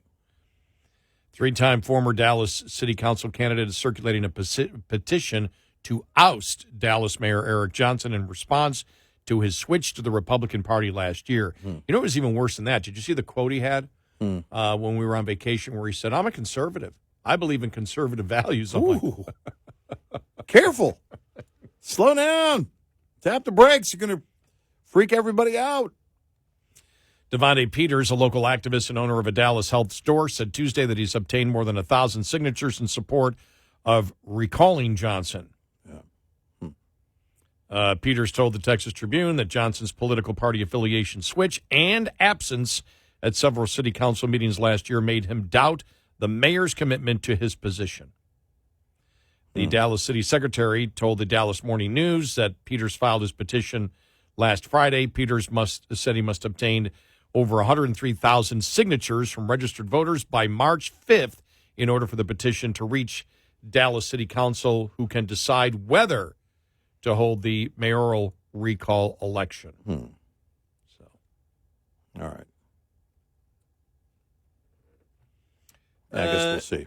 15% of registered voters eligible to vote in the city's most recent general election within 60 days in order to move forward is what they need to have. Right. The city council still has the choice to do it. They still don't have to. As of Tuesday, they had 2,300 signatures. Even with the signatures, it's still up to them. Yeah. Yep. Peter said he felt that the online petition was a symbolic effort. Oh, I'm sorry. This is a different one. Cardell Coleman, chair of the Dallas County Democratic Party, started an online petition last year calling for the two-term mayor. And that petition was symbolic. That has 2,300 signatures. That's the one that is symbolic. Okay. Right. Yeah. Well, look, when Mayor Eric Johnson announced he was becoming a Republican, I thought, all right, when you do that midstream, right, if you do that right before an election or a year out before an election or something, you change parties and then, you go through the primary process or whatever and you get on the ballot. That's one thing, but it is a different situation when it comes around to the next election, and I guess we'll see. But it also has to do with the job that you're doing. I would want to know more about him missing city council meetings. I don't live in the city of Dallas, so I don't pay attention as closely to that, not being one of his constituents. But certainly it raised everybody's eyebrows when he switched parties. And then, as you mentioned, he says recently, hey, I'm a conservative. It's like, yeah, wow. I have conservative values. But those, but the thing is that you look at it from the other angle, and that is, all right, why would he feel empowered to switch parties when he did? To say things like he said recently, about being a conservative. Does he believe politically? Is there something that he sees, any kind of internal polls or any information that shows him that it is also a good move politically? Or is it just something where he's just standing on principle saying, look, I can't do this. Win or lose, I can't be a Democrat anymore, which is also okay for him to do. Except for in the eyes of Democrats. So you have this story coming out this morning. Former New Mexico sheriff ditches Democratic Party, launches bid for Senate. I want to get things done. Former county sheriff Manuel Gonzalez says the party that I was in has gone far left in terms of their ideologies towards family and law and order. Well, that's true. Well, yeah. Yeah. The former sheriff of New Mexico's most populous county has announced his decision to switch political parties and compete for a seat in the U.S. Senate. Describing himself as a man of strong convictions and values, Manuel Gonzalez has served as a sheriff for roughly 13 years. Told Fox News Digital his decision to enter the Senate race came as a result of the Democratic Party moving too far left on issues that mean the most to him. I'm a law and order and fiscally responsible family man that cares about his community. Well, then how the heck were you ever a I Democrat? was going to say, how did you last this long as a Democrat? I mean, you should have been out years ago. My whole career in life has been surrounded by service. My concerns are that are that of the Democratic Party. The party that I was in has gone far left in terms of their ideologies towards families and law and order. I can no longer become complicit in their values because I don't believe they align with me. A lifelong Democrat who gained national recognition for his refusal to enforce stay-at-home orders during the COVID-19 pandemic. Said he believes his decision to run as a Republican will provide him with more opportunities to pick up support in the race and bring positive changes to the state overall. You know, we talk about, Fetterman coming out, and you saw that the liberal guy, I think is he still a part of the Young Turks? What is it? Cenk Uygur came out the other day and was just blasted Fetterman on Twitter. Right. What's going on here? Yeah, right. Yeah, turncoat. I mean, they have to feel, in that regard, they have to feel that they have been, rejected by a guy. Think about that, in that race. Well, and he became the party sweetheart for a minute. Yeah. The whole dress standard in the Senate even changed for him alone. We even were trying to change the entire dress code for you. What are you doing? You can't abandon us. We let you wear a hoodie. That would totally be an episode of Seinfeld. We changed the entire Senate dress code. Because, by the way, something like that happening sounds like something out of a 90s sitcom. But they just have to feel rejected completely. When the guy all of a sudden starts having differing points of view. I know a lot of people on social media have been, I was wrong. I don't know that I was wrong about Fetterman. He's still he said it recently, that he's still very much a liberal. He can also agree on certain things and reject the anti-Semitism, which I think is a good thing. Well, he did say he's not a progressive, though. Yeah. He was quoted, I'm not a progressive. Yeah, well, okay. Now, I love this progressive one. Is as a progressive does. Oh, no. My mama used to tell me. Listen to this. Listen to this headline, though, from 4 weeks ago. I'm not a progressive. Fetterman breaks with the left, showing his maverick side. Here we go. Maverick. Yeah, all right. Wow, he flies a fighter jet? Yeah, right. He's flying an F-18? Yeah. Really? He's going to save us from the North Koreans? Or whoever it was in the movie? It's like NBC. And nobody really knows? Yeah. No, I watched like 5 minutes of it the other day. It's such a great movie. It's just an action movie. Well, I mean, the second Red Dawn I watched. Oh, Red Dawn. Okay, Yeah. I was thinking Top Gun. Top Gun 2. Oh, when you said North Koreans, I thought you were referring to Red Dawn 2. Yeah, that we do know is the North Koreans, right? Yeah, right. Yeah, in the movie. Right. Yeah. That nobody bought. Right. Remember when they started filming that, and it took a while to get that movie done, and we got calls from people in Michigan where they were actually filming it. Yeah. So we were watching them film it. I forgot where was it Grand Rapids? I can't remember where it was. Yeah. Where they were filming it, but we remember we're getting calls on it, and we were saying, well, and then when they changed it, because the whole plot of the movie was it was going to be the Chinese, and attacking. they were like, oh, wait a minute, we need the Chinese moviegoers. We don't want to mess with that market. We need the Chinese movie market, so we're going to try to sell the American public that North Korea has a powerful enough military to do a land invasion a land and air invasion into the United States. There was the one Sandler movie where he played a basketball agent, and the character that he was going to his character was going to represent was going to either be a Chinese player or something, and they were worried about offending the Chinese, so they changed the entire script for it.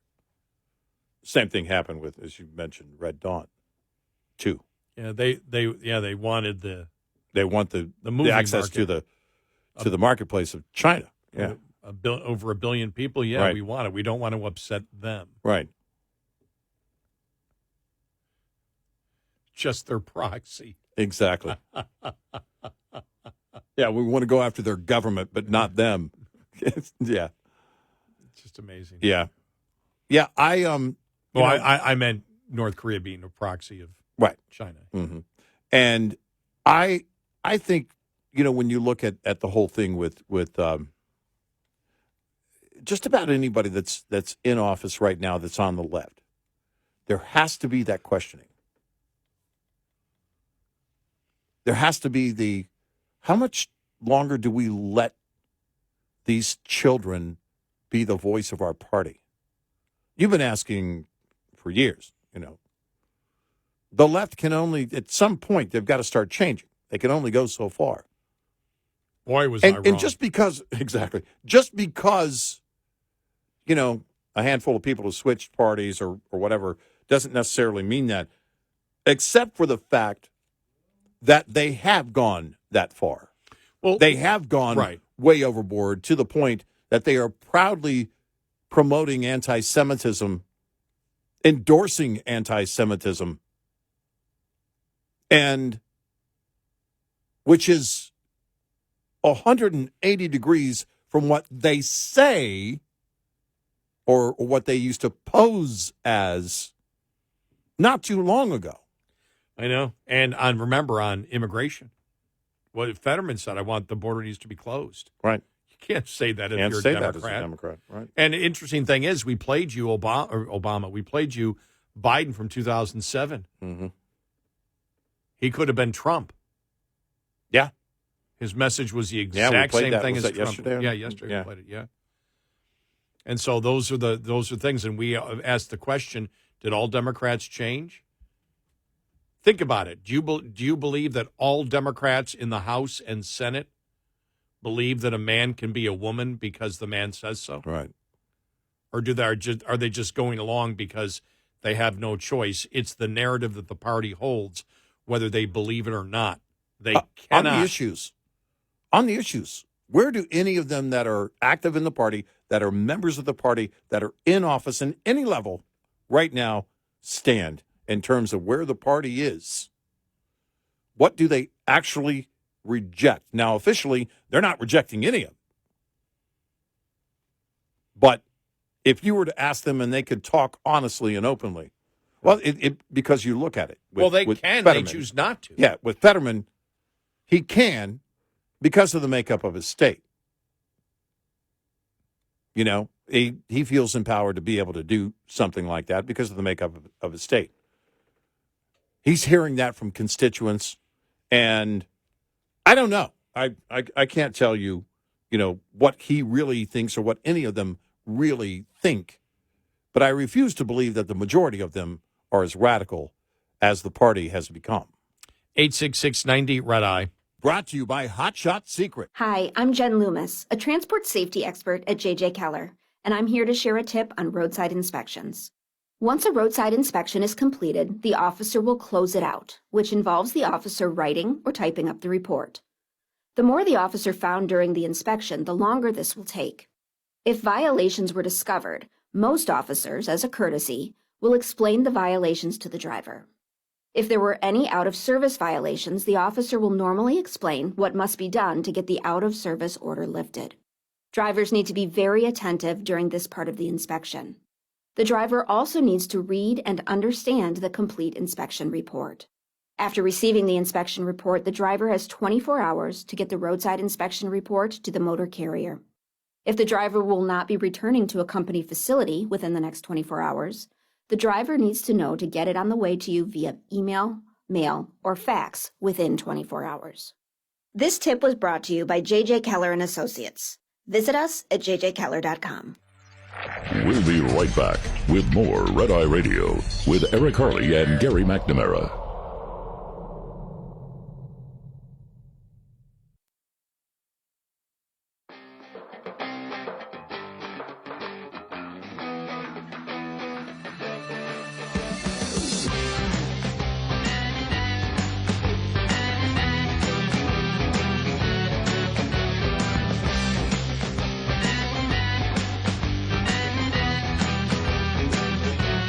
It's Red Eye Radio.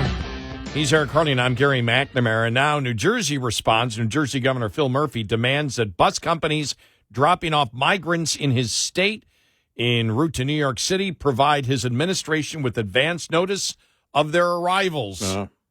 In an open letter to nearly 24 charter companies, Murphy said that more than 1,800 migrants from Texas and Louisiana were dropped off. Oh, Louisiana's doing it now? Wow. Were dropped off in New Jersey on their way to the Big Apple last week without notice to state or local officials, all at the apparent instigation of the governor of Texas, who was reportedly funding the passenger transportation with state taxpayer funds. By the way, has there been any protest of Governor Abbott Using taxpayer funds? Yeah, in the state of Texas. I haven't seen anything. No, I think, in fact, there's been donations. Probably people paying extra taxes. Paying extra taxes. Here you go. We'll help you. Because it's a joke, but it's become one of the critical points and most effective moves on immigration in recent years. And that's where everybody is missing, I think, the entire point on this entire equation is that, look, the truth is they're coming across the border. These blue mayors want to enforce the borders of their cities. They don't want the state of Texas enforcing their borders or the U.S. enforcing their borders, but they'll enforce the borders of their cities. The Democrat mayors of sanctuary cities that says everybody come here is now saying we must know exactly how many are coming. Well, how long before, they're going to be talking about, listen, come here. And by here, I mean San Francisco. Right? Don't come to my city. San Francisco has more and more room every day.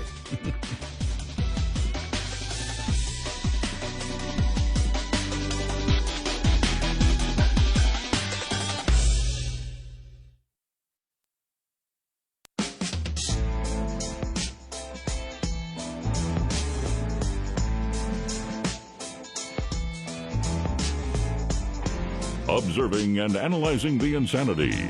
Eric Harley and Gary McNamara. Nightly on Red Eye Radio. And he is Eric Harley, and I'm Gary McNamara. Welcome and good morning. Thanks for being here. Remember when Congress, was it last summer, I believe it was, got all excited about UFOs? And oh, yeah. You had that one witness who had second and third hand testimony.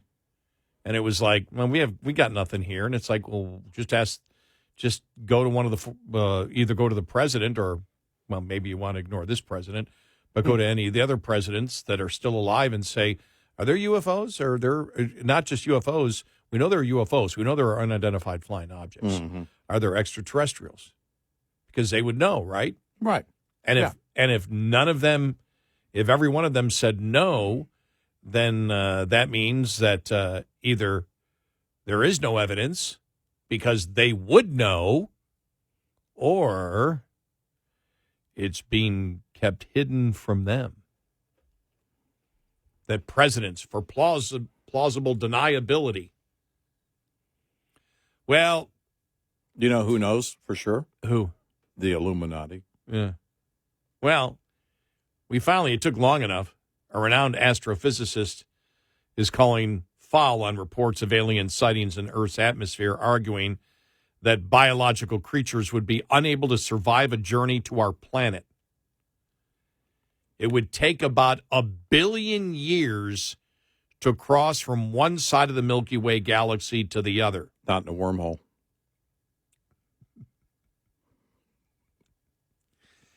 Said Avi Loeb, a Harvard astrophysicist, during an appearance on GB News earlier this week. Given that, I don't think any spacecraft that would arrive to us from another star would carry biological creatures. The reason, and remember how excited Matt Gaetz had, he says, I've seen the evidence. It's like, yeah, right. We're science people here, and we say, okay, what would it take to do that? You know, what would you need to be able to do something like that? Loeb's comment comes amid increased reports of UFO sightings in recent years, with videos and pictures of supposed alien craft going viral across the internet. It also comes after NASA created a new position aimed at overseeing research for UFOs. After a 2022 study by the agency determined that such sightings were unlikely to be caused by extraterrestrial life. Bigfoot would know.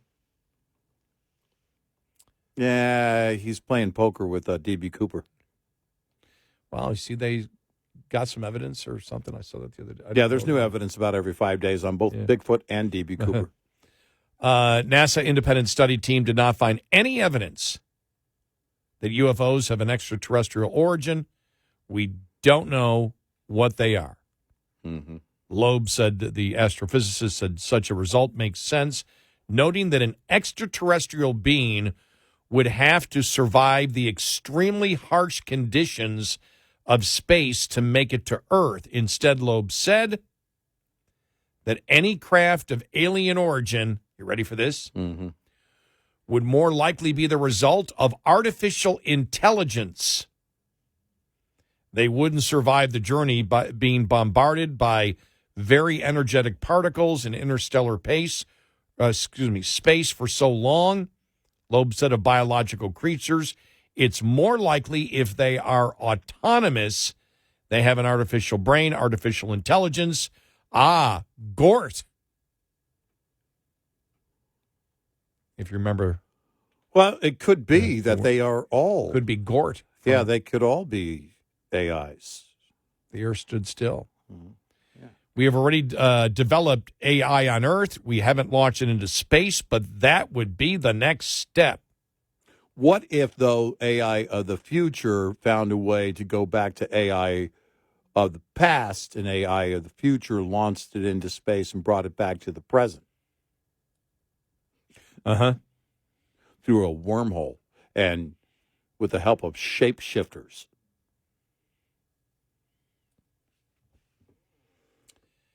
Well, I would have to get the approval of the Illuminati to no. talk about it? No. Oh. I'd have to get spiritual counseling from what's his name who was in Contact. Yeah, Matthew McConaughey. Right. Remember, he was the Billy Graham, right, of the world. Yeah, it's like he was really poor.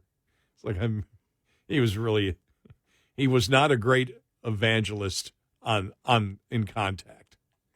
Remember he was speaking. He was on the TV, talking to Larry King. Yeah, it was like, God, you're throwing a lot of BS out there. You don't sound like an evangelist to me. Well, that would sound like, Billy Graham had Billy Graham smoked weed. A staff editor at The Federalist said AI could be used to help spacecraft survive the harsh conditions of space. AI can be used to run complex complications in short periods of time. So on the surface, AI could be used for chart courses, figure out ideal weight loads, and anything else related to space travel that requires complex math. It could also be used, as we are seeing with medical science and agriculture, to install and operate systems that preserve and maintain life in harsh or even unnatural environments. Meanwhile, Loeb said the U.S. government should be more transparent about what it knows about UFOs in order to help scientists. Well, let's put it this way. The last time that we had the lid blown off of UFOs was the 1950s and 1960s, correct? Yeah. Operation Blue Book. Mm-hmm. What were the UFOs? Weather balloons? And no. No. Well, some of them were, but experimental aircraft, and as we found out, the U.S. military wanted the ideas that it could be extraterrestrials out there, so it would deflect from the fact that they were running experimental aircraft out there. Yeah, right. No, it's the entire design by the Illuminati. Well, I remember when I lived in Navarre. I'll never forget the one time we're sitting there. This is Navarre Beach, Florida. Now I'm sitting on my property, which was on the Intercoastal Waterway. Mm-hmm. We had a nice beach and everything else. Sure. We're sitting out there one night, and buddy, the great Gulf Coast DJ, Dangerous Dan Patrick, looked at me and said, "What the hell is out there?" Mm-hmm. He had the voice of God. I mean, he really did. He was the guy I told you about that at the end of I used to get complaints because when I was the program director of the station, and I'd get calls. Could you tell that afternoon guy to stop burping when he leaves the show? And that's because his voice was so deep. He'd always at the end of his show say bye, and it would come out bah. Yeah. More like a really big goat. Yes. And we looked up, and it was like, what the heck is this? And it looked like, you're like, what in the... And this thing, it's coming at you low. Well, until we heard the helicopter blades. Mm-hmm. But I think it was part of the experimentation of the stealth blades that are or the sound reduction, sound dampening blades. Right. Because you didn't hear it, and it was a different sound until it got right on you. Mm-hmm. Mm-hmm. And then you realize, oh, okay. But you didn't know. A mile out, you didn't know. Right. No idea what it was. Unless you were radar from MASH. Yeah. Yes. Incoming. Yeah. Yeah. But it didn't have that exact same sound. But I'll never forget that. Flew right over us. We're like, whoa. It's what led to the technology that eventually was used in Pakistan when we went in to kill Osama bin Laden. Yes, exactly. Yeah. Yeah. And so, well, that's what we surmised is what it, later on when we talked about it. If we were like, whoa, what in the world? And then we knew it was helicopters, but it was like, that sounded different. Right. Yeah. But you had to figure when you're sitting at Eglin Air Force Base. Yeah. With the Naval Air Station at really at one end and Eglin Air Force Base on the other, on the other end, and then everything in the middle, which is Eglin Air Force Base. Yeah. We used to be able to hear, they used to do bombing and stuff at night. You could feel it, the shaking. You could hear it and feel the shaking. Mm-hmm. I don't know if they do that much anymore. I know there's a lot more pop. When I was there was only like 2,000 people that lived in Navarre, which is right between Fort Walton Beach and Pensacola. Yeah. Beautiful place. I got to get back there again one of these days. Now my brother-in-law was stationed there for 2 years, I think. At Eglin? Yeah. Yeah. Great people.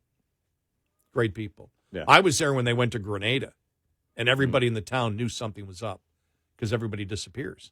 Right. It's like, whoa. Yeah, when you're in a military town and things clear out pretty quick, you're like, well, something's going down. Yeah, everybody knew something was going on. Yep. Because it's like people are just like, hey, something's going on. And I worked with people that, their spouse was there, and it's like, uh-oh. My spouse got up, left last night, don't know anything. Mm-hmm. And this talking to everybody else, something's going on somewhere. Yeah. It's like, whoa. That was fascinating. But I'm telling you, I had some of the best, because I used to DJ parties back then. Oh, man. Some of the Air Force parties I DJ'd were just great. Yeah. It was just great. I mean, you had a blast with the most interesting people. Believe me, they know how to party. Mm-hmm. But they were the most interesting people in the world talking to these different pilots and everything else. Mm-hmm. I mean, they party in their own way, where they're partying and making sure they fill you in on everything that they, not everything that they do, but I mean, fill you in on what it's like to be a pilot and everything else and the jobs that they do. It'd be just fascinating time. Yeah, I grew up around it, and when I started going to, I was invited to go to concerts, actually, they would have at the O Club, the Officers Club, on the one Air Force base where my dad retired. And I, in fact, met a guy that I would, in the future, from meeting him then, a couple of years later, we started working together in radio. And he was like hosting these, and they would bring in, top name acts, Cheap Trick. And it's a small. Spinal Tap. Yeah, right. Yeah, Weird Al Yankovic came in. You're kidding. No, it was wild. But when Cheap Trick came in, I was like, I got to go. And I found a friend. A friend of mine was actually working there and got me in. But, yeah, they definitely, it's an interesting group. And my dad was NCO. So, back in the day, he wasn't able to party at the O Club, of course. But that's it. It's And what happened then? Did Hawkeye make sure that everybody else could get in? Exactly. Inviting everybody in. Yeah. It's but it is interesting to, look at the evolution of defense aircraft, right? And look at it and go, all right. Because if it were me and I were in charge of it, you're going to have to fly those things. You're going to have to get some real time in the cockpit on those things. And they're, especially you think about the stealth bomber. Oh, my gosh. The first person that saw one of those that was a civilian, I'm freaking out if I see that. First time I saw it, I knew what it looked like. Yeah. But I saw it on the side, reflecting the light. Yeah. I thought it was a UFO. It's crazy. I said, this is during the day. Yeah. I was golfing. Middle of the day was like, that's got to be the stealth because it looks just like a UFO. You couldn't see it. Right. You didn't see you didn't see the actual outline of the plane because it was on its side. Yeah. And it was just like you could not tell. It's crazy close up. I saw one at an air show. Knew what it was. And, man, it was crazy. By the way, before I get email, I do know the difference. I know we were talking Air Force. I know that Hawkeye was in the Army. Yes. Just before I get supposedly. It's yes. 866-90-RED-EYE. We'll be right back with more Red Eye Radio with Eric Harley and Gary McNamara.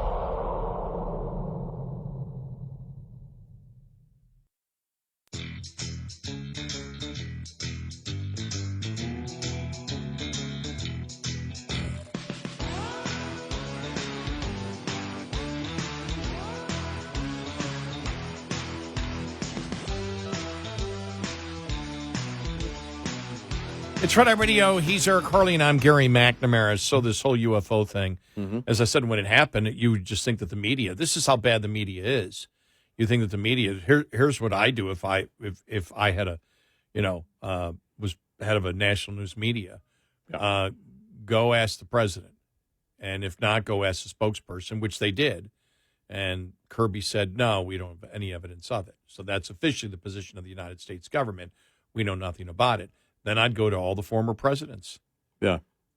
And the first one I go to is Trump. Mm-hmm. I thought for sure in 2017 we were going to learn. Yeah, so did I. That he was going to say everything. Well, I thought over the summer when they did this, and it was huge news, and they had the hearings. Remember the hearings? They had the hearings on TV. Yeah.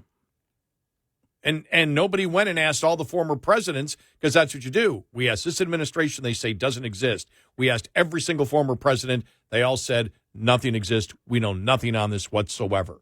Right. So then at that point, you're saying, well, if the federal government's hiding something, they're hiding it from every president, over the last, 50 years. Right. You can go all the way back to almost to Carter. Right. Nobody did that.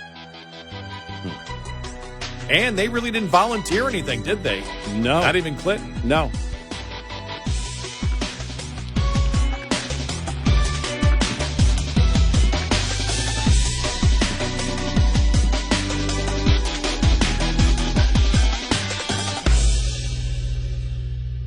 This is Red Eye Radio on Westwood One.